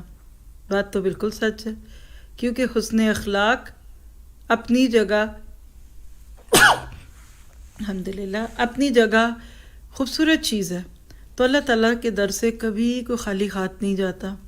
آپ دیکھیے کہ یہ جو آیت ہے نا سورہ زلزال کی 7 اور 8 کہ فَمَن يَعْمَلْ مِثْقَالَ ذَرَّةٍ خَيْرًا يَرَهُ، وَمَن يَعْمَلْ مِثْقَالَ ذَرَّةٍ شَرًّا يَرَهُ۔ یہ انسان کو بہت کیئرفل بنا دیتا ہے، too much, extra ordinary careful. چھوٹی سے چھوٹی نیکی بھی بندہ اللہ کے ہاتھ میں دیتا ہے اس امید پر کہ وہاں سے اس کا بدلہ ملے گا۔ اور یاد رکھیے کہ نیکی ابتدا میں چھوٹی ہوتی ہے، لیکن اللہ کے ہاتھ میں جانے کے بعد وہ گھوڑے کے بچے کی طرح بڑی بڑی ہو چکی ہوتی ہے۔ اور اسی طرح آپ دیکھیے کہ اگر آپ کو یقین ہے کہ میرا ہر چھوٹے سے چھوٹا عمل، میرا کال، میرا فعل، میری آنکھ کا ایک اشارہ، میرے کسی چیز پہ کان لگانے کو بھی اللہ نے نوٹ کر لیا، بالکل ریکارڈر کی طرح۔ دیکھیں ریکارڈر ایک ہلکی سی وسپر کو بھی ایکسیپٹ کر لیتا ہے۔ کیمرے کے سامنے آپ ایک سیکنڈ کے لیے گزر جائیں وہ آپ کی جھلک لے لیتا ہے۔ تو اللہ کے کیمرے اور اللہ کے ریکارڈرز کیسے ہیں؟ وہ اچھی چیزوں کو بھی ریکارڈ کر رہے ہیں، وہ بری چیزوں کو بھی ریکارڈ کر رہے ہیں۔ پھر اس طرح آپ دیکھیے کہ صحیح بخاری کی یہ روایت 1417 کہ جہنم سے بچو اگرچہ کھجور کا ایک ٹکڑا دے کر ہی صحیح، اتقوا النار ولو بشق تمرہ۔ کتنی کو ہوتی ہے کھجور؟ آدھی کھجور کتنی کو ہوگی؟ آپ دیکھیے کہ ہمارے کلچر میں کھجور اتنی معروف نہیں ہے نا، سوائے رمضان اور افطاریوں کے، لیکن عربوں کا تو کھانا ہی یہ تھا۔ تو اگر آپ آدھی کھجور دے کے جہنم سے بچ سکتے ہیں تو آدھی روٹی دے کے بھی بچ سکتے ہیں۔ پوری خود کھانے کی بجائے آدھی کسی کو دے دیجئے، پھر دیکھیے اس روٹی سے پیٹ کتنا بھرتا ہے۔ اور خاص طور پہ پھر فی یوم ذی مسغبہ، بھوک کے دن، جب اپنا پیٹ بھی چپکا ہو اور اپنی ضرورت سے اوپر دوسروں کو لگائیں۔ اور وہی صورت حشر والی بات کہ وَلَوْ كَانَ بِهِمْ خَصَّاصَةٌ، مہمان کو کھلا دیا اور خود بھوکے رہے۔ یہ اعلیٰ اخلاق کے بغیر نہیں ہوتا۔ پھر اس طرح آپ دیکھیے کہ مومن جو نیکیاں کرتا ہے اس کا بدلہ اس کو دو صورتوں میں دکھے گا، ایک دنیا کے رزق کی صورت میں اور دوسرا جنت کی صورت میں۔ اس کے برعکس کافر کو اچھے کاموں کا بدلہ صرف دنیا کی خوشحالی کی صورت میں ملتا ہے، کیونکہ اس نے آخرت تو مانگی بھی نہیں ہے نا۔ اور صحیح بخاری کی روایت ہے 41، مومن کو ایک نیکی کے عوض 10 گنا سے لے کر 10 گنا یعنی 10 ٹائم سے لے کر 700 گنا تک 700 ٹائمز تک ثواب اور ایک برائی کا اسی برائی کے مطابق بدلہ دیا جاتا ہے، مگر یہ کہ اللہ تعالیٰ اس برائی سے بھی درگزر کرے اور اسے بھی معاف فرما دے، یہ بھی اس کے لیے آسان ہے۔ تو پھر اللہ پہ نظریں رکھیے، ہر بات اچھی یا بری کرنے سے پہلے 10 دفعہ سوچیے، کیا پتہ ایک چھوٹی سی نیکی جس کو آپ نے سمجھا ہی نہ نیکی، وہی جنت کا ٹوکن بن جائے، یا ایک گناہ جو آپ چھوٹا سمجھ کر، معمولی سمجھ کر بار بار کرتے ہیں، اگر اسی پہ پکڑ ہو گئی تو کیا کریں گے؟ تو اللہ تعالیٰ ہمیں کانشیس بنانا چاہتا ہے، کیئرفل بنیے، بی کیئرفل، ایکسٹرا کیئرفل بنیے، اور اللہ تعالیٰ اس کو ہمارے لیے آسان کر دے۔ پھر نیکسٹ ٹاپک دیکھیے، اپنی دنیا آپ پیدا کر اگر زندوں میں ہے۔ یہ بھی ایک بہت ہی خوبصورت سی بات ہے۔ عموماً ہم شکوے کرتے ہیں، دوسرے میں آگے نہیں بڑھنے دیتے، ہمارے ساتھ ڈسکریمنیشن ہے، ہمیں یہ نہیں ملتا۔ اکثر تو ماں باپ تک سے بچے پریشان ہوتے ہیں اور اسی طرح ارد گرد کی دنیا سے کمپیریزن کرتے ہیں۔ حالانکہ آپ دیکھیے میدان کھلا ہے، آئیے بسم اللہ کیجئے، اپنے ہنر دکھائیے، اپنی کوششوں کا رخ کھول کر دکھائیے کہ آپ کہاں ہیں، کدھر ہیں۔ جتنا زیادہ آپ پروڈکٹیو ہوں گے اور واقعی آپ میں کوئی خوبی ہوگی تو اپنی دنیا آپ پیدا کر لیں گے۔ جو زندہ نہیں ہوتے نا وہ کچھ نہیں کرتے، جو زندہ ہیں وہ ناممکنات کو ممکن میں بدلوا لیتے ہیں۔ ظہر کی نماز سے 1 گھنٹہ پہلے یہ کہتے ہیں کہ میں شدید گرمی میں حرم میں بیٹھا ہوا تھا، ایک بوڑھا آدمی اٹھا اور لوگوں کو ٹھنڈا زمزم کا پانی پلانے لگا۔ اس کے دائیں ہاتھ میں ایک پیالہ تھا اور بائیں میں ایک پیالہ تھا، وہ انہیں زمزم کا پانی پلا رہا تھا۔ جب ایک کو پلا دیتا تو دوسرے کو پلانے لگتا۔ اس نے بہت سارے لوگوں کو پلا دیا۔ وہ پسینے میں شرابور تھا، لوگ اپنی اپنی باری کا انتظار کر رہے تھے کہ اس بوڑھے کے ہاتھ سے پی لے۔ مجھے حیرت ہوئی کہ بوڑھا کتنا مضبوط، صابر اور خیر پسند ہے، اور مسکرا مسکرا کر لوگوں کو پانی دے رہا ہے۔ میں نے جان لیا بھلائی اور خیر کے کام ان کے لیے آسان ہے جن کے لیے اللہ آسان کر دے۔ وہ شاعر کہتے ہیں نا کہ اللہ اگر توفیق نہ دے انسان کے بس کا کام نہیں۔ عرفان محبت عام تو ہے، فیضان محبت عام نہیں۔ اللہ تعالیٰ بھلائی کے کاموں کو اہل خیر کے لیے مقدر کر دیتا، جو لوگوں کے ساتھ نیکی کرنا چاہتے ہیں اور کسی کا برا نہیں چاہتے۔ حضرت ابو بکر صدیق کی مثال لیجئے، ہجرت میں اپنے آپ کو خطرے میں ڈال کر رسول اللہ صلی اللہ علیہ وسلم کی حفاظت کرتے ہیں۔ حاتم اپنے مہمانوں کو کھانا کھلانے کے لیے بھوکے سو جاتے ہیں۔ حضرت ابو عبیدہ مسلم لشکر کے آرام کی خاطر رات بھر جاگا کرتے تھے۔ حضرت عمر رضی اللہ عنہ اس وقت شہر میں چکر لگاتے ہیں جب لوگ سوتے ہوتے ہیں اور قحط سالی میں خود بھوکے رہ کر لوگوں کے کھلانے کا انتظام کرتے ہیں۔ ابو طلحہ احد میں رسول کی حفاظت کے لیے تیر اپنے سینے پر لیتے ہیں، اور ابن المبارک روزے کی حالت میں لوگوں کو کھانا کھلاتے ہیں۔ بقول شاعر ایسے لوگ ستاروں کی مانند ہیں اور سفیدہ سحر یعنی صبح کی روشنی کی مثل روشن ہوتے ہیں۔ وہ کھانے کی اپنی ضرورت کے باوجود مسکین، یتیم اور قیدی کو کھلا دیتے ہیں۔ سورۃ دہر کی آیت نمبر 8 ہے یہ۔ وَيُطْعِمُونَ الطَّعَامَ عَلَىٰ حُبِّهِ، ابھی خود بھی بھوک ہے کھانے کی لیکن دوسروں کو کھلاتے ہیں۔ تو کیا پتہ چلا؟ کچھ کیجئے نا، آپ کی زندگی ابھی ہے، ذرا سا اپنے مائنڈ کو آگے لے کے چلیے۔ 1 سال، 2 سال، 5 سال سوچ لیجئے، پتہ بھی نہیں چلتا اب تو 5 سال کیسے گزرتے ہیں۔ آپ نے اپنے لیے کیا سوچا ہے؟ کیا کرنا ہے آپ کو ابھی دنیا میں کیوں زندہ؟ روز صبح اٹھ کے کیوں روٹی پانی کا فکر لگتا ہے؟ اگر کوئی میرے لیے کرتا ہے تو میں اس کو بدلے میں کیا دے رہی ہوں؟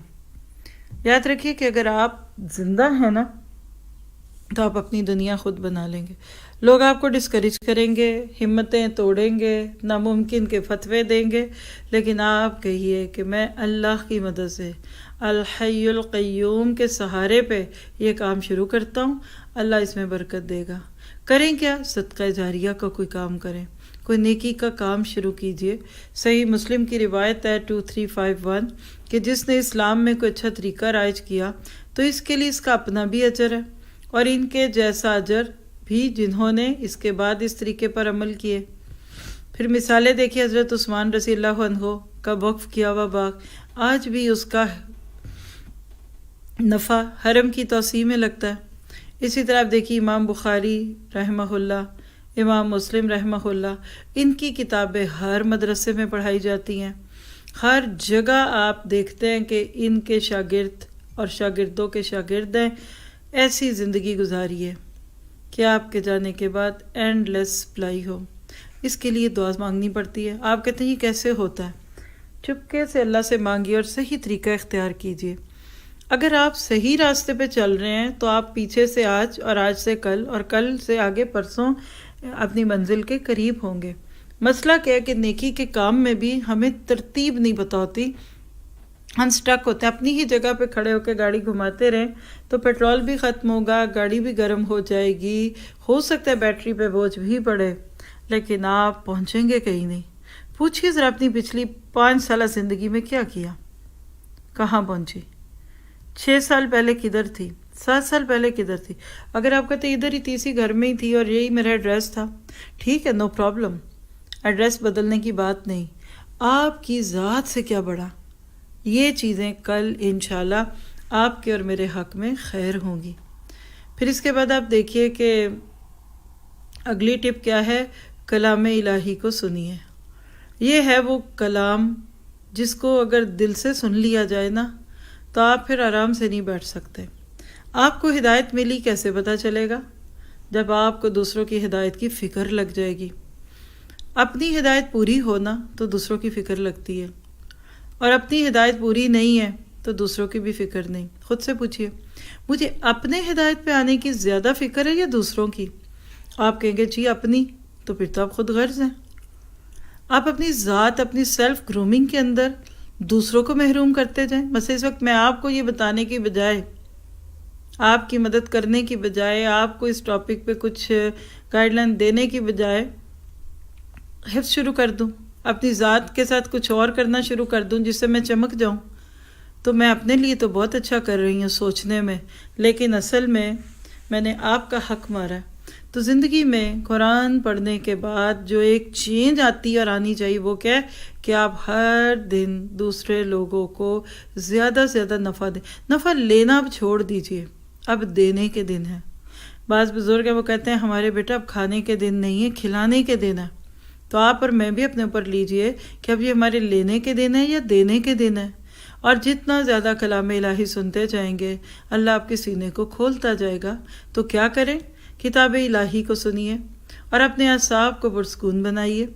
قرآن کریم کسی تجوید اور ترتیل سے پڑھنے والے قاری کی خوش الہانی اور خوبصورتی اور مؤثر پیرایا کہتے ہیں، پیراگراف کہہ لیجئے، تلاوت سننے سے اللہ کی رضامندی بھی ملے گی، نفس کو سکون اور دل کو یقین اور سلامتی حاصل ہوگی. نبی کریم صلی اللہ علیہ وسلم بھی بعض صحابہ سے قرآن سننا پسند کرتے تھے اور ان سے قرآن سن کر متاثر ہوتے. آپ صحابہ سے قرآن سنانے کی فرمائش کرتے، حالانکہ قرآن آپ ہی پر نازل ہوا تھا. اسی طرح تلاوت سن کر آپ کو سکون بھی ملتا، خوشی اور راحت بھی حاصل ہوتی.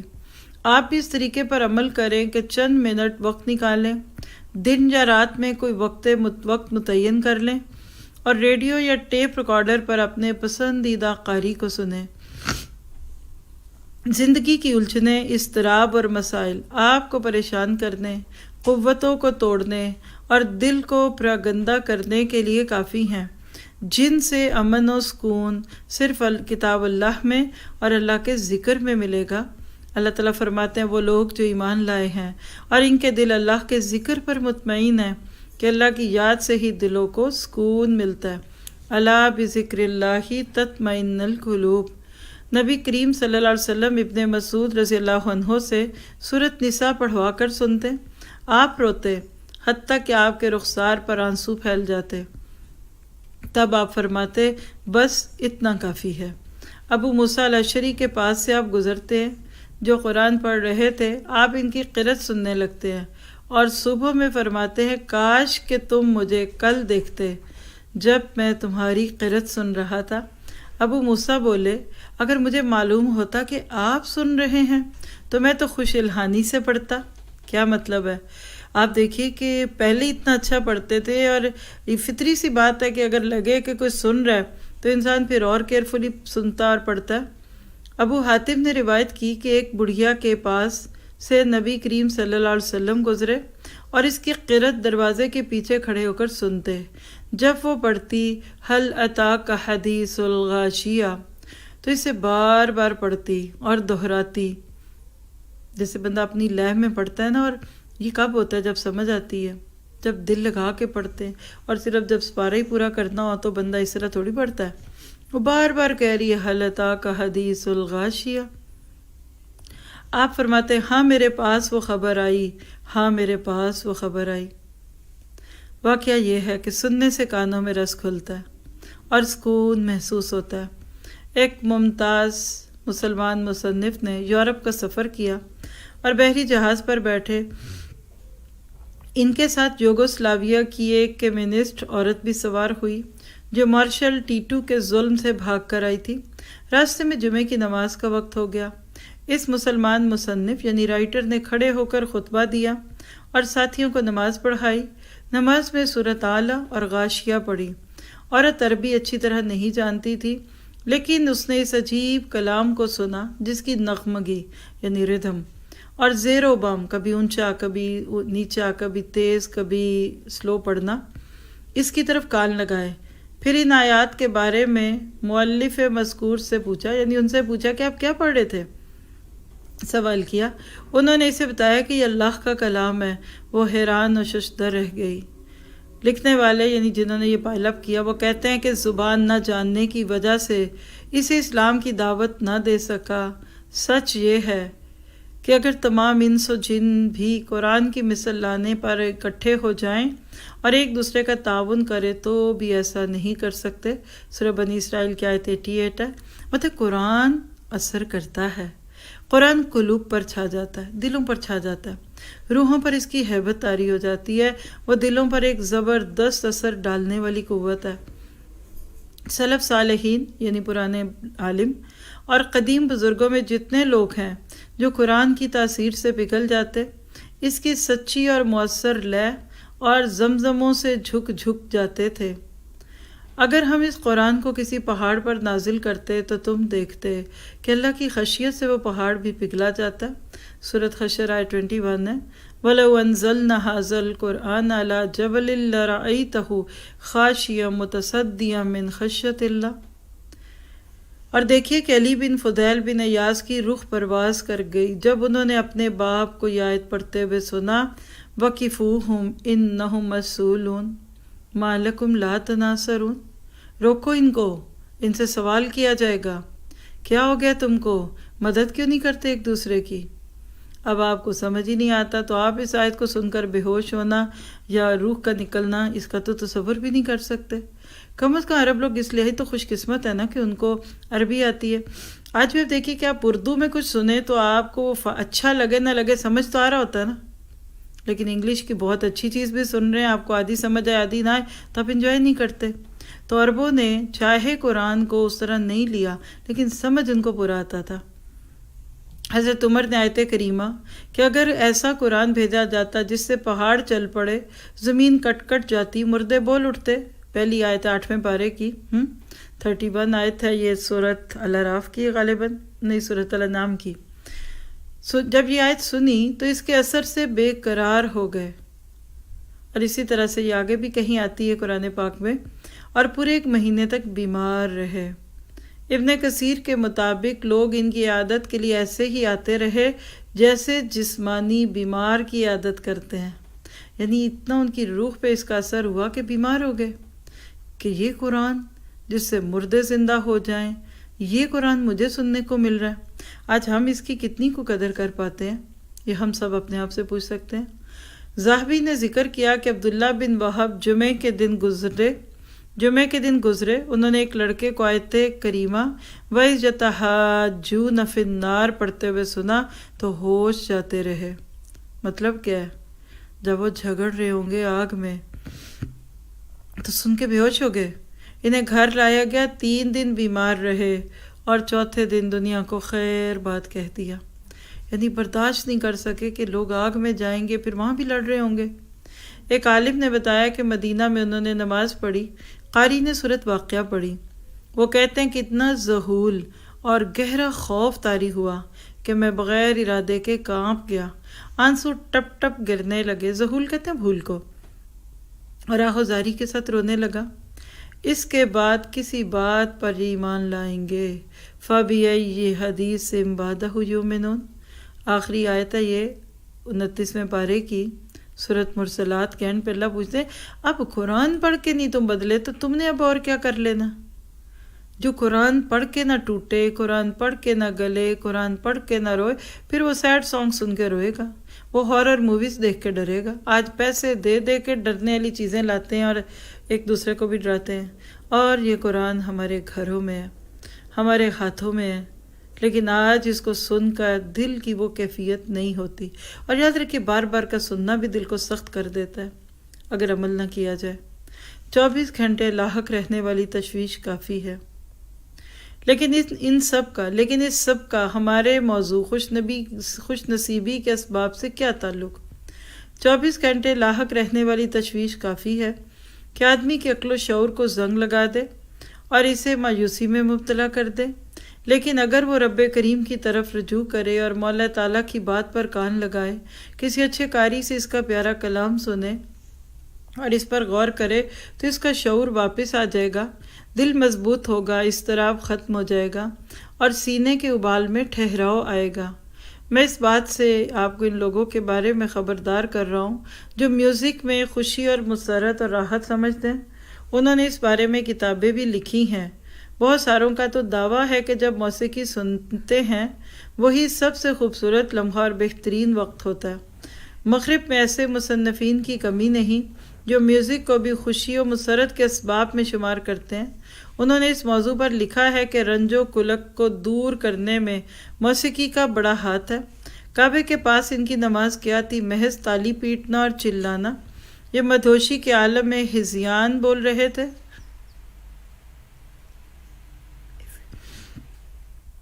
واقعہ یہ کہ میوزک ایک گناہ آلود متبادل ہے، یعنی ہم آلٹرنیٹ لے رہے ہوتے ہیں نا کسی بھی چیز کا، لیکن یہ گناہوں میں مبتلا کرنے والا ہے۔ اس کا سننا حرام ہے۔ ہمارے پاس تو اس سے بہت بہتر وہ چیز ہے جو محمد صلی اللہ علیہ وسلم پر نازل ہوئی، جو سچائی کا خزانہ اور بہترین رہنمائی کا نتیجہ ہے، جس کے بارے میں خود اللہ تعالیٰ نے فرمایا کہ یہ ایسی کتاب ہے جس میں باطل آگے پیچھے کہیں سے بھی نہیں آ سکتا، وہ ایک حکیم و حمید کی نازل کردہ ہے۔ لہٰذا ہمارا قرآن کو سننا ایمانی، شرعی اور محمدی سما ہے صلی اللہ علیہ وسلم، یعنی جو اللہ کے نبی نے طریقہ سکھایا ہم قرآن کو اس طریقے سے سیکھتے ہیں۔ اور اللہ تعالیٰ فرماتے ہیں تم دیکھو گے کہ حق کی معرفت کے باعث ان کی آنکھوں سے آنسو جاری ہیں۔ 7ویں پارے کی پہلی آیت ہے سورہ مائدہ 83۔ وَإِذَا سَمِعُوا مَا أُنزِلَ إِلَى الرَّسُولِ والی آیت ہے۔ حبشہ سے آئے ہوئے لوگوں کی جو کیفیت ہوئی تھی قرآن سن کر، اس کی طرف اشارہ ہے۔ ان کا میوزک کو سننا فضول، عبث اور کار لا یعنی ہے، جسے جاہل، احمق اور کم ظرف انجام دیتے ہیں۔ کتنے ہیں جو اللہ کے راستے سے بھٹکانے کے لیے لہو و لعب کے خریدار بنتے ہیں۔ سورہ لقمان میں آپ خود بھی پڑھتے ہیں، میں یشری یا میں یشتری لہو الحدیث کہا جاتا ہے۔ تو طویل بات ہوئی اس بات پہ کہ کلام الہی کو سنیے۔ یہ ہر میوزک سے بہتر، ہر ردم سے بہتر، ہر فکشن سے بہتر ہے۔ آپ دیکھیے کہ اگر آپ تقابل کریں نا تو روحانی سکون کس میں اپنے ہدایت موسیقی میں نہیں ہے، قرآن میں ہے۔ قرآن روح کی غذا ہے، موسیقی نہیں۔ پھر آپ دیکھیے کہ خوبصورت آواز میں نہ سمجھنے والوں کو بھی قرآن متاثر کرتا ہے کیونکہ کانوں میں رس کھولتا ہے۔ آج بھی بہت سارے ریورڈز اور ایون جو ریورڈز نہیں، وہ کہتے ہیں ہم قرآن سنتے ہیں ہمیں مزہ بہت آتا ہے۔ اور بعض مسلمان ایسے بھی ہیں کہ جن کو اذان کی آواز سے وحشت ہونے لگتی ہے۔ تو اصل تو بات ہے نا کہ دل کی کیفیت کیا ہے۔ پھر اسی طرح آپ دیکھیے کہ جنت جہنم کی آیات سمجھ کر سننے والے آیات پر ہوتے ہیں۔ کفار مکہ بھی چھپ چھپ کر قرآن سنتے تھے۔ اس سے پتہ چلتا ہے کہ قرآن کے اندر ایک حسن ہے، ایک کشش ہے، دل کھنچتے ہیں اس کی طرف۔ پھر ذرا سورہ یونس، یہ وہ چیز ہے جو دل کے امراض کی شفا ہے، شفاء لما فی الصدور۔ اور صحیح بخاری کی روایت 2276 سے پتہ چلتا ہے قرآن بہترین دم ہے۔ بچوں پہ، کمزوروں پہ، مجنون پہ اگر آپ قرآن پڑھ کے دم کرتے ہیں، اللہ کی رحمت سے ان کے دلوں کو سکون ملتا ہے۔ اور لیکن سب کو فائدہ نہیں ہوتا۔ بنی اسرائیل 82 میں تو اللہ نے ایک ایسی خبر دی کہ جس کو پڑھ کے ڈر جاتا ہے بندہ، اور وہ کہ ہم اس قرآن کے سلسلے میں وہ کچھ نازل کر رہے ہیں جو ماننے والوں کے لیے تو شفا اور رحمت ہے، مگر ظالموں کے لیے خسارے کے سوا اور کسی چیز میں اضافہ نہیں کرتا۔ اللہ نہ کرے کہ ہم ظالم ہوں، اور اللہ نہ کرے کہ ہمارے خساروں میں اضافہ ہو، یعنی ان کو قرآن پڑھ کے فائدہ کوئی نہیں ہوتا، بلکہ قرآن پڑھ کے ان کو اور ہی زیادہ نقصان ہوتا ہے۔ تو اللہ تعالیٰ آپ کو مجھے اس کتاب سے جوڑ دے، اور ایسا جوڑے کہ ہماری زندگیاں اس کے مطابق ہونے لگیں۔ پھر اگلا ٹاپک دیکھیے، خوشی کی تلاش ہر ایک کو ہے، لیکن کیا سب کو خوشی مل جاتی ہے؟ علامہ اسقافی کی ایک کتاب ہے جس کا عنوان ہے لطف التدبیر۔ وہ نہایت مفید، بہت ہی جاذب، پرکشش اور توجہ کھینچنے والی کتاب ہے۔ کلام کی غرض و غایت اس میں یہ ہے کہ لوگ خوش بختی، امارات و قیادت اور ثروت مندی کے لیے کیا اسباب اختیار کرتے ہیں، یعنی لوگ کیا کیا طریقے اختیار کرتے ہیں جس سے وہ خوش بخت بن جائیں، ان کو بڑا بنا دیا جائے، قائد ہو جائیں، لیڈرشپ ہو، دولت مل جائے۔ مثلاً کیا کرتے ہیں لوگ؟ چال بازیاں، الحمدللہ، مکاریاں، منافقت، عیاری اور سیاست بازی، جن کے مرتکب بادشاہ، عمرہ سے لے کر ادیب اور شاعر بھی ہوتے ہیں۔ حتیٰ کہ بعض علماء بھی مستثنا نہیں رہے۔ اللہ تعالیٰ ہمیں ایسے لوگوں سے محفوظ رکھے کہ جو دین کے نام پر بھی یہی کچھ کرنے لگ جائیں۔ یہ سب چاہتے تھے کہ آرام راحت اور خوشی حاصل کر لیں، اپنے مطلوب کو پا جائیں۔ کتاب میں الگ الگ عنوانوں کے تحت اس کو بیان کیا گیا۔ لطف و تدبیر میں یہ ہے کہ ہنگامے کو فروغ کیا جائے، نفرت کی آگ بجھائی جائے، تفرقہ بندی ختم ہو۔ شکستہ خوردہ دشمنوں کے مقابلے میں کیا کرے؟ جیسے کمزور طاقتور کے مقابلے میں کرتا ہے کہ برائی کو بات سے دفع کرے، یا شر کو شر کے ذریعے سے ہٹائے، یا شر کو نرمی سے ختم کر دے۔ لطف و تدبیر میں یہ بھی ہے کہ بادشاہ کی مدارات کر کے شر کو ٹال دیا جائے، اور یہ بھی ہے کہ بادشاہ کے ظلم کا انتقام کیسے لیا جائے، اس کی سزا سے کیسے بچا جائے، اس سے راز کی حفاظت کیوں کر ہو، وغیرہ وغیرہ۔ اس کتاب میں یہ بھی پایا کہ سبھی عزت، خوشی اور اطمینان چاہتے ہیں، لیکن کم ہی لوگ ہیں جنہوں نے مقصد پا لیا ہو اور اپنی غرض پوری کر لی ہو۔ تو اس کتاب سے یہ کہتے ہیں کہ مجھے 3 خاص باتوں کا فائدہ ہوا۔ وہ کون سی ہیں؟ بڑی اہم ہے آپ کے میرے لیے بھی۔ پہلی چیز کیا ہے کہ جس شخص نے اللہ کی رضا کو نصب العین نہ بنایا، اس کے فائدے خسارے میں، اس کی خوشیاں غموں میں، اور اس کی نیکیاں بدی میں بدل گئیں۔ کتنی بڑی بات ہے، ذرا سا سوچئے۔ اللہ کی رضا کو نصب العین بنا لیجئے، سب سے بڑی بات ہے، یعنی جس چیز پر نظریں گڑی رہیں وہ کہہ کے رب راضی ہو جائے۔ آپ اس نصب العین کو تھام کر دیکھیے، اپنی نگاہیں اس لفظ پہ جما کر دیکھیے، آپ کو خود اندازہ ہو جائے گا کہ آپ کے کام کرنے میں اور کام نہ کرنے میں کیا بڑا نمایاں ایک فرق ہوتا ہے۔ اور اللہ تو کہتے ہیں ہم ان کو وہاں سے پکڑیں گے من حیث لا یحتسب، جہاں سے ان کو پتہ بھی نہ چلے گا۔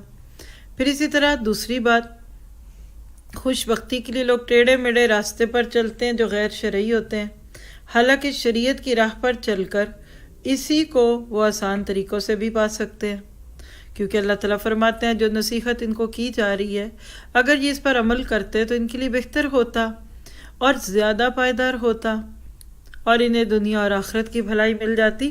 مراد یہ ہے کہ صحیح چیز کو بھی غلط طریقوں سے نہیں لینا۔ اور تیسری چیز، بہت سارے ایسے ہیں کہ ان کی دنیا و آخرت دونوں برباد ہو گئیں، لیکن وہ سمجھتے ہیں کہ وہ اچھا ہی کر رہے ہیں اور خوشی پا جائیں گے۔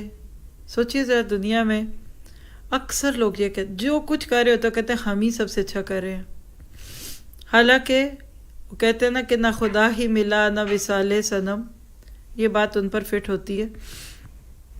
وجہ یہ ہے کہ اس صحیح طریقے کو چھوڑ دیا انہوں نے جس پر اللہ نے اپنے رسولوں کو بھیجا اور اپنی کتابیں نازل کی، اور وہ کیا تھی؟ حق کی جستجو اور سچی بات کرنا۔ سورۃ الاعراف میں اللہ سبحانہ تعالیٰ، بلکہ سورۃ الانعام کی 115 آیت میں اللہ تعالیٰ فرماتے ہیں تمت کلمت ربک، پوری ہو گئی بات تیرے رب کی صدق اور عدل کے اعتبار سے، اور کوئی اس کے کلمات کو بدل نہیں سکتا۔ سچ کا ساتھ دیجئے، عدل کے ساتھ جئیں، اللہ کے فیصلوں کو خوشی سے قبول کیجئے۔ آپ دیکھیں گے کہ دن بدن آپ خود اپنے اندر ایک عجیب سی خوشی محسوس کریں گے۔ ایک وزیر صاحب لہو و لعب میں مبتلا رہا کرتے تھے، یک بار کی انہیں شدید رنج و علم لاحق ہوا، ہمہ وقتی فکر لاحق ہو کر رہ گئی، تمہارے حیرت کے پکار اٹھے، ارے کہیں موت بک رہی ہے کہ میں اسے خرید لوں؟ اس زندگی میں تو کچھ نہیں رکھا، مجھے دور سے بھی کوئی قبر نظر آتی ہے تو جی چاہتا ہے کہ اسی میں ہوتا۔ خدایا بندہ ذات پر رحم کر جس نے اپنے بھائی کی موت کا غم اٹھایا ہے۔ 4 دن کی چاندنی اور پھر اندھیری رات ہے۔ یعنی کبھی کبھی زندگی ایسے موڑ پہ آتی ہے کہ بندہ کہتا ہے موت بکنے والی چیز ہوتی تو میں اس کو خرید لیتا۔ تو یاد رکھیے کہ خوشی کی تلاش ہر ایک کو ہے، لیکن ہر ایک کو خوشی ملتی نہیں۔ وجہ اس لیے کہ حقیقی خوشی کے اسباب ہی نہیں پتہ۔ 3 اسباب دیکھے ہم نے۔ پہلا سبب کیا تھا؟ سوچئے، اللہ کی رضا پانے کی نیت۔ جس میں یہ 3 خصلتوں میں سے ایک آ گئی، اس نے ایمان کی مٹھاس کو چکھ لیا، بخاری کی روایت نمبر 16 ہے کہ 3 چیزیں ذاق طعم الایمان، اس شخص نے ایمان کا ذائقہ چکھ لیا جس نے ان 3 چیزوں کو پا لیا۔ پہلی چیز یہ کہ اللہ اور اس کا رسول اس کے نزدیک سب سے زیادہ محبوب بن جائیں، اور دوسرا یہ کہ وہ کسی انسان سے محض اللہ کی رضا کے لیے محبت رکھے۔ آج تمہاری محبتوں کے قبلے بھی بڑے مختلف ہوتے جا رہے ہیں۔ تیسرا یہ کہ وہ کفر میں واپس لوٹنے کو ایسا برا جانے جیسا کہ آگ میں ڈالے جانے کو برا جانتا ہے۔ یہ بخاری کی روایت 16 ہے۔ تو آپ میں سوچئے، کیا ہم ایمان کا ذائقہ چکھ رہے ہیں؟ تو پہلی چیز اللہ، لا مطلوب الا اللہ، لا مقصود الا اللہ، فی اللہ، باللہ، للہ۔ بندہ مومن ہر بات میں لفظ اللہ کو لے کر آتا ہے۔ پھر دوسری چیز دیکھیے، شریعت کی پیروی کیجیے، اس سے ہی خوشی ملے گی۔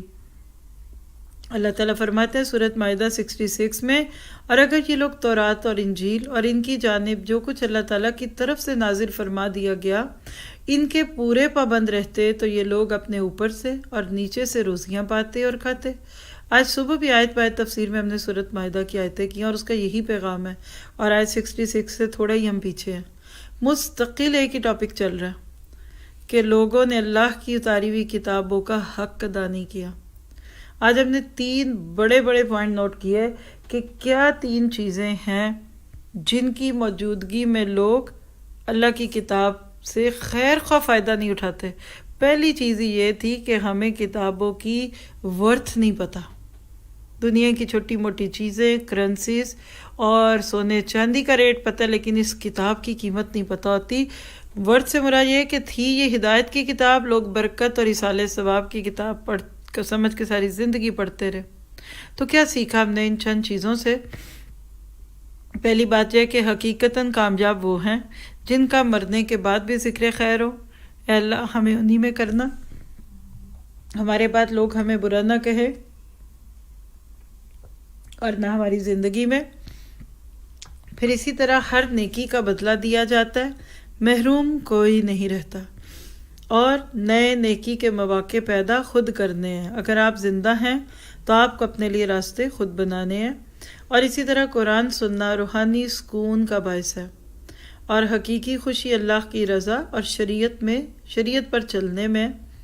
ایک چھوٹا سا گیپ لے کر ذہنی طور پہ اگر ہم سوچیں تو چند باتیں ہمیں سمجھ میں آتی ہیں۔ مثلاً خوشحالی میں اور امن و عافیت کی حالت میں زیادہ سے زیادہ دعا کرنی چاہیے، کیونکہ شکر گزار اور با تدبیر مومن کی علامت یہ ہے کہ وہ تیر پھینکنے سے پہلے ہی نشانہ درست کر لے، اضطرار کی حالت سے پہلے اللہ کی پناہ لے۔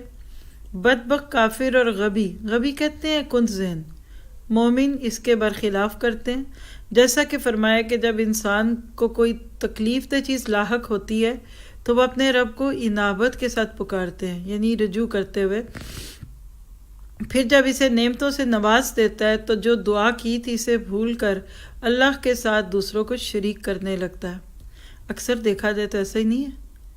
مشکلوں میں تو سب باتیں اللہ کے حکم سے چلتی ہیں اللہ ماشاءاللہ، لیکن خوشیوں اور اپنے ارمانوں کو پورا کرنے میں بعض دفعہ لوگ اللہ کو بھی ناراض کر دیتے ہیں۔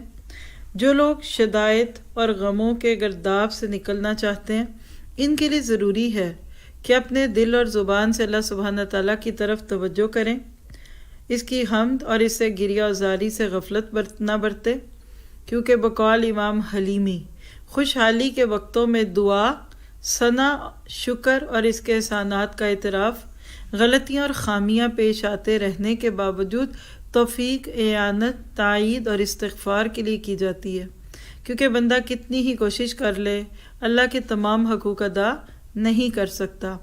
تو جو اس سے غافل رہے، اپنے فراغ، صحت اور امن کے دنوں میں اس کا خیال نہ رکھ سکے تو اللہ کے اس قول کا مصداق ہوگا۔ کیا اللہ تعالیٰ نے لوگوں کی ایک عادت بتائی تھی کہ جب وہ کشتی میں سوار ہوتے ہیں تو اللہ سے دعا کرتے ہیں اطاعت کو اس کے لیے خالص کرتے ہوئے، جب ان کو نجات دے دیتا ہے تو اس کے ساتھ شرک کرنے لگتے ہیں۔ یہ کون کرتے ہیں؟ مکہ والے نہیں، آج والے بھی، ہم لندن والے بھی کرتے ہیں، ہم ناروے والے بھی کرتے ہیں۔ عام کلچر بن گیا ہمارا، پھنستے ہیں تو تسبیحیں بھی نکل آتی، قرآن بھی کھل جاتے، اور جب زندگی کی کوئی نعمت ملتی ہے تو ہم بعض دفعہ اللہ تعالیٰ سے بھی اکھڑے لگتے ہیں. تو پھر کیا سیکھا کہ خوشحالی اور امن و عافیت میں زیادہ سے زیادہ دعائیں کریں. شکر گزار اور با تدبیر مومن کی علامت کیا ہے کہ تیر پھینکنے سے پہلے ہی نشانی درست کر لے اور اضطرار سے پہلے اللہ کی مدد مانگی، اس سے پہلے کہ مجبور ہو جائیں. پہلے کہیے کہ اللہ ہمیں اپنی پناہ میں لے لے. اسی طرح مشکلات اور آزمائشوں سے نکلنے کا طریقہ کیا ہے کہ اپنے دل اور زبان سے اللہ کی حمد کرے، ذکر کرے اور گریہ زاری کی جائے. یہ گریہ زاری کہہ رہو نا تو نا اللہ کے آگے، بندوں کے آگے پسندیدہ نہیں، اللہ کے آگے پسندیدہ ہے. اور زیادہ سے زیادہ استغفار کریں، کیونکہ ہم جتنا مرضی چاہیں اللہ کا حق ادا نہیں کر سکتے، اور کسی بھی حال میں اللہ سے غافل نہ ہوں، نہ خوشی میں اور نہ غم میں. اور اللہ تعالیٰ آپ کو مجھے اس کی توفیق عطا فرمائے. اور اگلا ٹاپک جو آخری ٹاپک ہوگا آج کا انشاءاللہ بہت ہی خوبصورت ہے. عمل سے زندگی بنتی ہے، جنت بھی جہنم بھی. بچپن سے یہ شعر آپ نے بھی سنا ہوگا، میں نے بھی سنا. قرآن پڑھ کے اس کی سمجھ آئی. صدر متران کے زمانے میں فرانس کے وزیر اعظم کی خودکشی کی خبر عالمی اخبارات نے شائع کی. اس کا سبب یہ تھا، یعنی فرانس جو ایک بہت بڑی طاقت تھی اس دور میں، اس کا وزیر اعظم خودکشی کر لے. بات تو کانوں کو نہیں اچھی لگتی نا. وجہ کیا تھی، کیوں خودکشی کی اس نے؟ وجہ سنیے گا. بعض فرینچ اخبارات نے اس پر شدید تنقیدیں کی، گالیاں دی.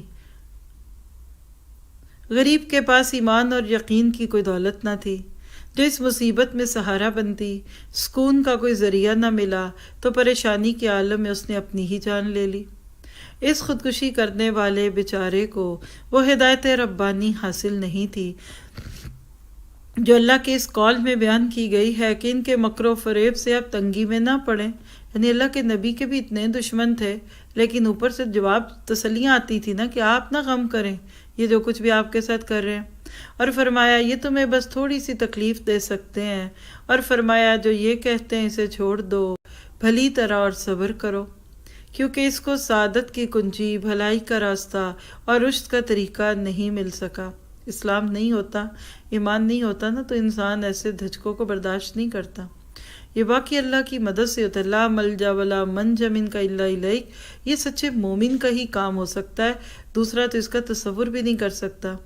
اور اللہ تعالیٰ نے یہ بھی سچ فرمایا کہ جس کو اللہ گمراہ کر دے اسے کوئی ہدایت نہیں دے سکتا.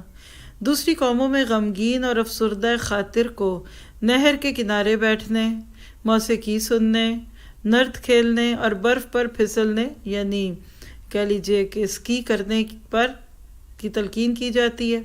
لیکن اہل اسلام تو حقیقی بندگی والوں میں ایسے لوگوں کو سکھایا جاتا ہے کہ وہ اذان و اقامت کے بیچ نماز کا انتظار کریں تو جنت کے روزوں میں سے ایک روزہ یعنی ایک باغ میں بیٹھیں گے.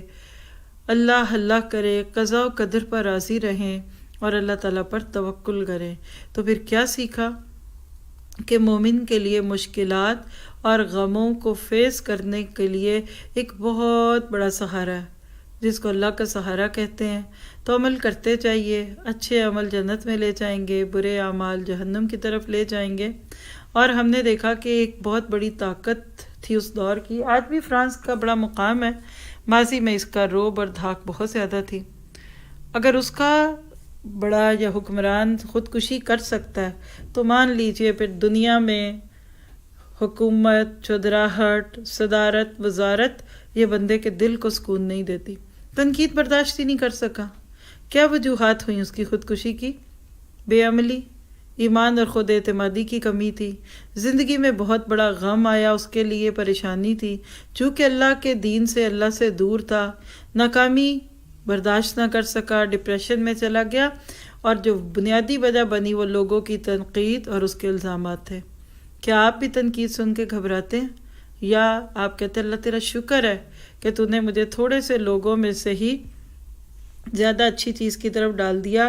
اگر تھوڑے سے لوگوں میں تنقید برداشت نہ کرتا تو ہو سکتا ہے مجھے کل پوری دنیا کی طرف سے باتیں سننی پڑتی. پھر آپ دیکھیے 3 مقام نوٹ کر لیں قرآن پاک کے. آل عمران 125، نحل 127 اور سورۃ القصص 105. تینوں میں صبر کی اور اللہ پہ نظریں لگانے کی بات ہے مثلاً، اور اگر تم صبر کرو اور پرہیزگاری کرو تو ان کا مکر تمہیں کچھ نقصان نہ دے گا۔ اسی طرح سورۃ نحل میں فرمایا آپ صبر کریں بغیر توفیق الہی کہ آپ صبر کر ہی نہیں سکتے، اور ان کے حال پر انجیدہ نہ ہوں، اور جو مکر و فریب یہ کرتے رہتے ان سے تنگ دل نہ ہوں۔ اور سورہ قصص میں فرمایا اے اہل ایمان تم اپنی فکر رکھو، اگر تم ہدایت پر ہو تو جو گمراہ ہوا وہ تمہارا کچھ نہیں بگاڑ سکے گا۔ یا ایھا الذین آمنوا علیکم انفسکم لا یضرکم من ضل اذا اہتدیتم۔ اتنی خوبصورت یہ آیت ہے کہ اس کے اوپر 1 گھنٹہ بات ہو سکتی ہے، وہ آپ تفسیر میں سن لیجئے، لیکن یہاں غم اور پریشانی کا علاج یہ کرتے جائیں۔ آپ دیکھیے کہ دنیا دار ایسے دکھی لوگوں کو کہتے ہیں جی آپ کھلی فضا میں جائیے، موسیقی میوزک سنیے، گیمز کھیلیں اور کچھ ایسی چیزوں میں مشغول ہوں کہ جس سے آپ بزی رہیں، جبکہ اسلام کہتا ہے کہ آپ وَاسْتَعِینُوا بِالصَّبْرِ وَالصَّلَاةِ نماز ادا کیجئے، اللہ کا ذکر کریں، استغفار کریں، قرآن پاک کی تلاوت کیجئے، قرآن پاک کی تلاوت کو انجوائے کریں، اللہ پر توکل کریں، قضاء و قدر پر راضی رہیے، اور اسی طرح اعمال صالح کیجئے۔ تو اللہ تعالیٰ ہم سے کیا چاہتا ہے پھر، یعنی what he wants from us, what is expected from us، تو وہ مطلوب چیز کیا ہے؟ پہلی بات ہے اعمال صالح کیجئے۔ آپ جتنے اچھے کام کرتے جائیں گے اللہ آپ کے لیے اتنے راستے کھولتا جائے گا۔ پھر تواصوا بالحق کی و تواصوا بالصبر، اور سب سے بڑی بات ذاتی اصلاح، اپنا اخلاق اپنا کردار پہلے سے اچھا کرنا ہے۔ بخاری کی روایت ہے 6464 عائشہ صدیقہ رضی اللہ تعالیٰ عنہا سے، درمیانی چال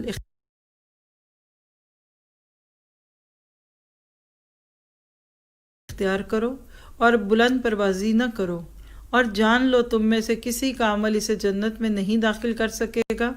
اللہ کے نزدیک سب سے پسندیدہ عمل وہ ہے جس پر ہمیشگی کی جائے، خواہ کم ہی کیوں نہ ہو۔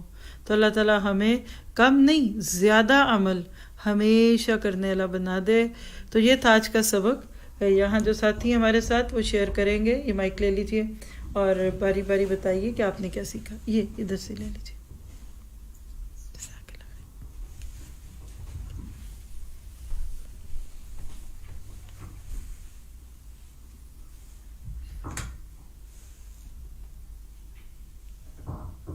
السلام علیکم ورحمۃ اللہ وبرکاتہ۔ جی وعلیکم السلام، ذرا قریب کر لیجئے گا مائک کو۔ جی الحمدللہ، جی بہت خوبصورت لیسن تھے آج کے بھی، ایسے جیسے انسان کے ذہن کی اور دل کی پردے کھلتی چلی جاتی ہیں۔ سبحان اللہ۔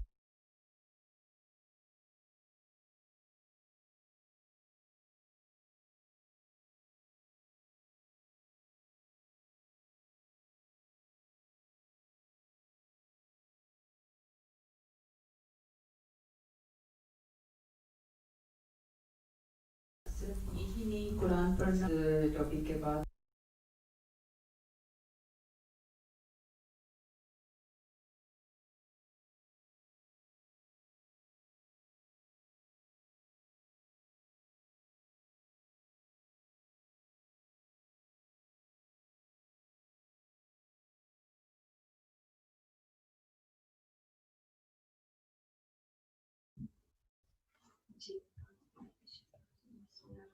الحمدللہ الحمدللہ رب العالمین، الحمدللہ تتم الصالحات، الحمدللہ بنعمتہ تتم الصالحات۔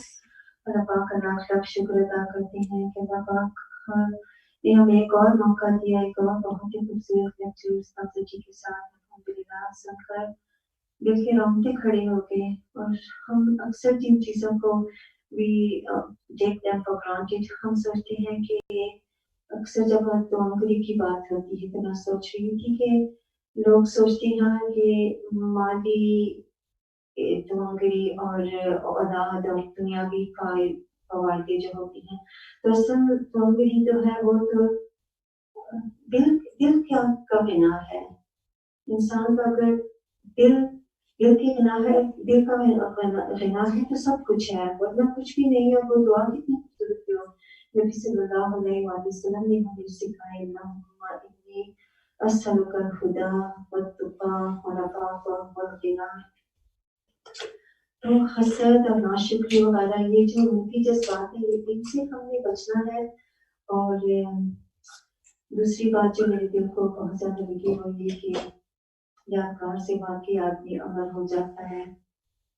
تو لوگوں کے دلوں میں رہنا کس قدر ضروری ہے، اور اس میں رہنے کے لیے سب سے خوبصورت جگہ واقعی یہی ہے کہ لوگوں کے دلوں میں رہیں. اللہ کی بھی سنت بھی ہے کہ اللہ فرماتے ہیں کہ عنقریب اللہ لوگوں کے دلوں میں محبت ڈال دیتا ہے.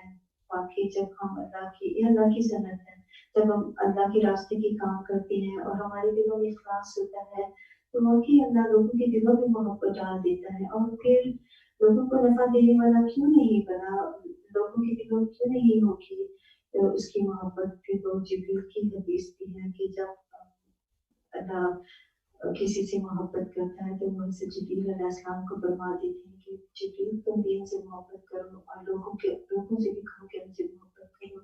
تو لوگوں سے محبت وہی کرے گا جو جس کی نظریں آخرت پر لگی ہوگی. جو دنیا کی محبت میں پڑ جاتا ہے تو پھر اس کے لیے لوگوں کے لیے کی محبت یا لوگوں کی دردمندی اور لوگوں کو بلانا دین کی طرف اور ان کو زندگی کا مقصد بتانا، مقصد حیات بتانا کہ زندگی 4 روز کی ہے، اس کے بعد تو پھر کچھ بھی نہیں ہے. متاع قلیل متاع غرور ہے. اگر آخرت پر نظریں ہوں گی تو پھر اللہ کی رضا کے مطابق، سنت کے مطابق، حدیث کے مطابق انشاءاللہ عزیز ہم اپنی زندگی گزاریں گے. اور پھر ہر بات میں اللہ کے کلام پر بھی جڑیں، اللہ کے کلام سے بھی جڑیں گے اور اس پر عمل بھی کریں گے. کیونکہ عمل سے زندگی بنتی ہے، جنت کی جہنم کی. اور عمل کیسے ہوں گے؟ جو قرآن و سنت کے مطابق ہوں گے. اور عمل قرآن کے مطابق تبھی ہوں گے جب اس پاک کلام کو ہم سنیں گے اور سمجھیں گے.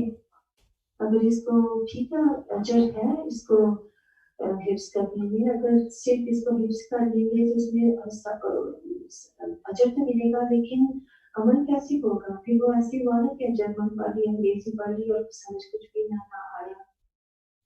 اور پھر اس کے لیے اکثر لوگوں سے سنتے ہیں کہ ہم قرآن سن کر ہمارے دلوں پہ اثر کیوں نہیں ہوتا، ہمیں رونا کیوں نہیں آتا.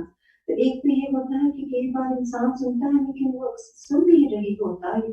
وہ دیکھنے میں تو لگتا ہے کہ سن رہا ہے، لیکن سن کر کئی بار لوگ سن بھی ہو جاتے ہیں.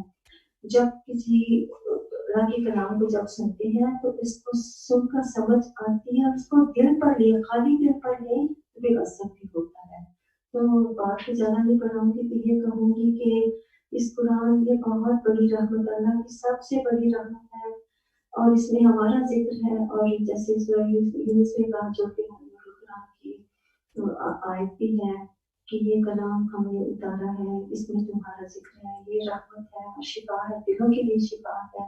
اور واقعی یہ دلوں کے لیے شفا ہے، کیونکہ جب اللہ کی ذکر اللہ کی تطمئن القلوب جب اس کو سنتے ہیں تو واقعی دلوں میں اطمینان آتا ہے، سکون آتا ہے. جب ہم زدہ ہوتے ہیں، ہم اپنی پرسنل لائف میں ایکسپیرینسز میں دیکھتے ہیں کہ کوئی بھی چیز دلوں کو خوشی نہیں دیتی.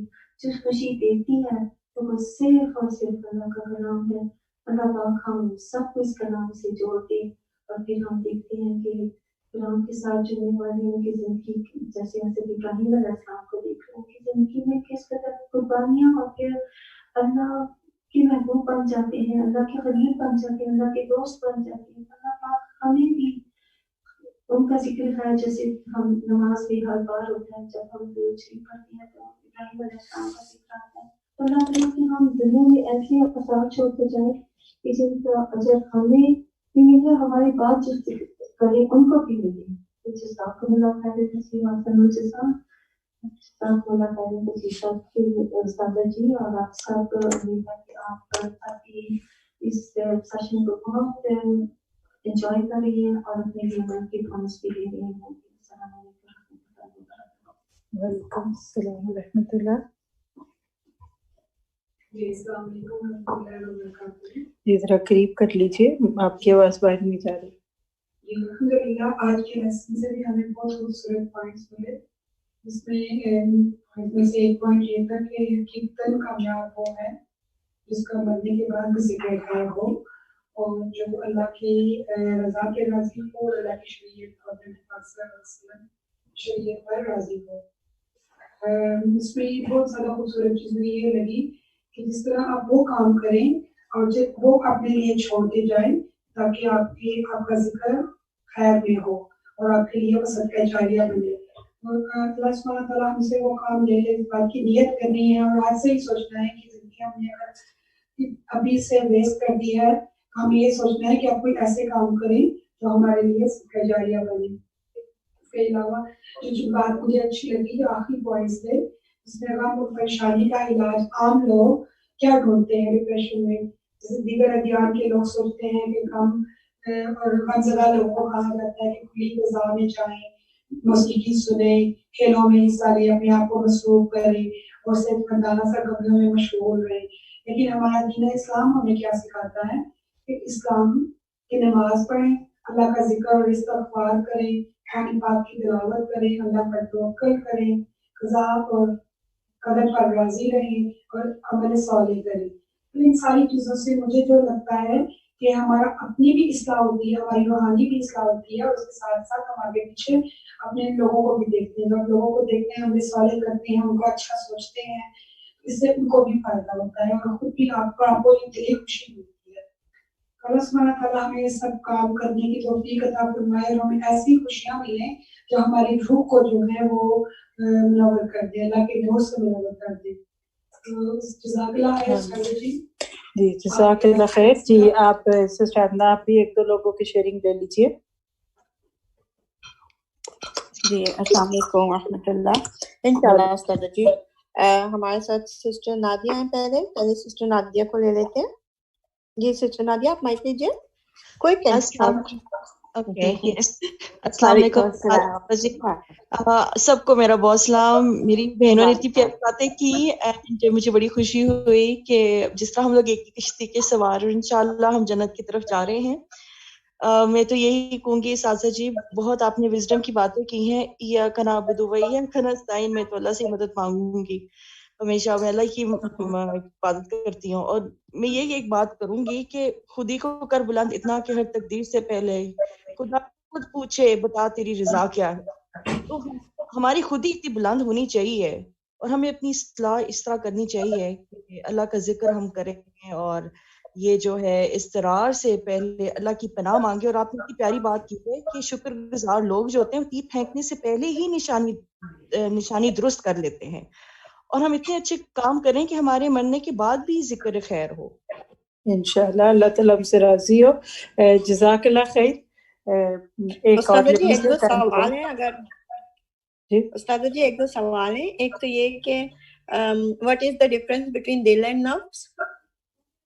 بٹوین دل اور نفس میں کیا فرق ہے؟ جی اس میں بہت سارے فرق ہیں. نفس تو کئی اور رنگوں میں, انشاءاللہ اس کو ہم تفسیر کی کلاس میں آپ کو بتائیں گے. آپ صبح کی کلاس میں آئیے آج میں انشاءاللہ. آج بلکہ کل پہ بات ہوئی ہے صبح کی کلاس میں, جیسے 20 تھا تو اس میں آج دعا تھی دل سے بدلے میں, تو اس میں قلب کی میں نے تھوڑی وضاحت کی. تو یہ سارے سوال انشاءاللہ آپ کو تفسیر کی کلاس میں ان کے جواب ملیں گے. تو ٹائم پورا ہو گیا. جی اور بولیے جی. ان کا کچھ کامنٹ ہے کہ میں اپنے ہسبینڈ کے ساتھ رہتی ہوں, ساس کا فون صرف میاں کے پاس آتا ہے, میرے پاس بہت ہی کم آتا ہے یا بالکل ہی جاتا نہیں. جب جاتی ہوں ساس کے پاس تو کہتی ہیں کہ میں خود ہی ان کو فون کر لیتی ہوں. جب جاتی ہوں ساس کے پاس تو ٹھیک رہتی ہیں, میں خود ہی ان کو فون کر لیتی ہوں, میں خود ہی کال کر کے ان کی طبیعت پوچھ لیتی ہوں. لیکن یہ سوچ کہ سیڈ ہوتی ہوں, لکھنے پر سوچتی ہوں don't be sad or be relax, یہ بھی سن کے اندر آیا ہے میرے, تو تھوڑا ٹھیک ہو جاتی ہوں, لیکن پھر بھی فیل ہوتا ہے. تو پلیز ٹیل می استاد جی واٹ کین آئی ڈو؟ آپ اپنی ساس کے ساتھ ہی رہیے, میاں کے ساتھ بھی نہ سب کٹے رہے اور ویسے رہے جیسے کہ خوشی سے رہتے ہیں. آپ کے سوال میں کوئی ایسی بات نہیں ہے کہ جس پہ فکر کیا جائے، ریلیکس رہے، آپ الحمدللہ بہت نارمل ہے.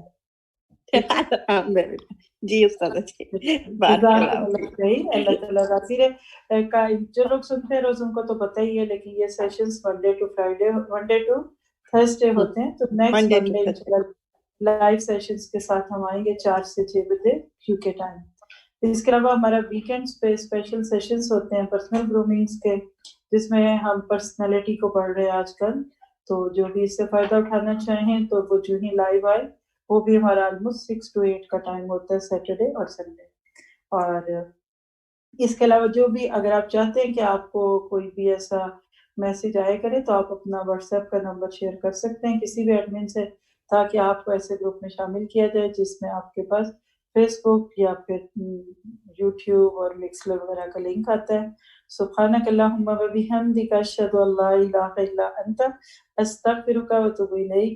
السلام علیکم ورحمۃ اللہ وبرکاتہ.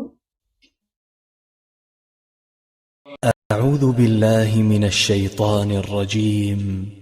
بسم الله الرحمن الرحيم.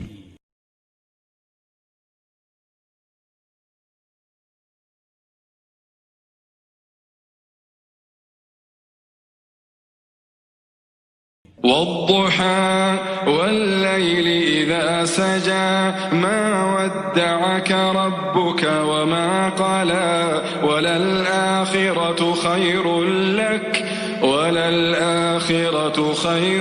لك من الأولى ولسوف يعطيك ربك فترضى ألم يجدك يتيما فآوى ووجدك ضالا فهدى ووجدك عائلا فأغنى فأما اليتيم فلا تقهر وأما السائل فلا تنهر وأما بنعمة ربك فحدث.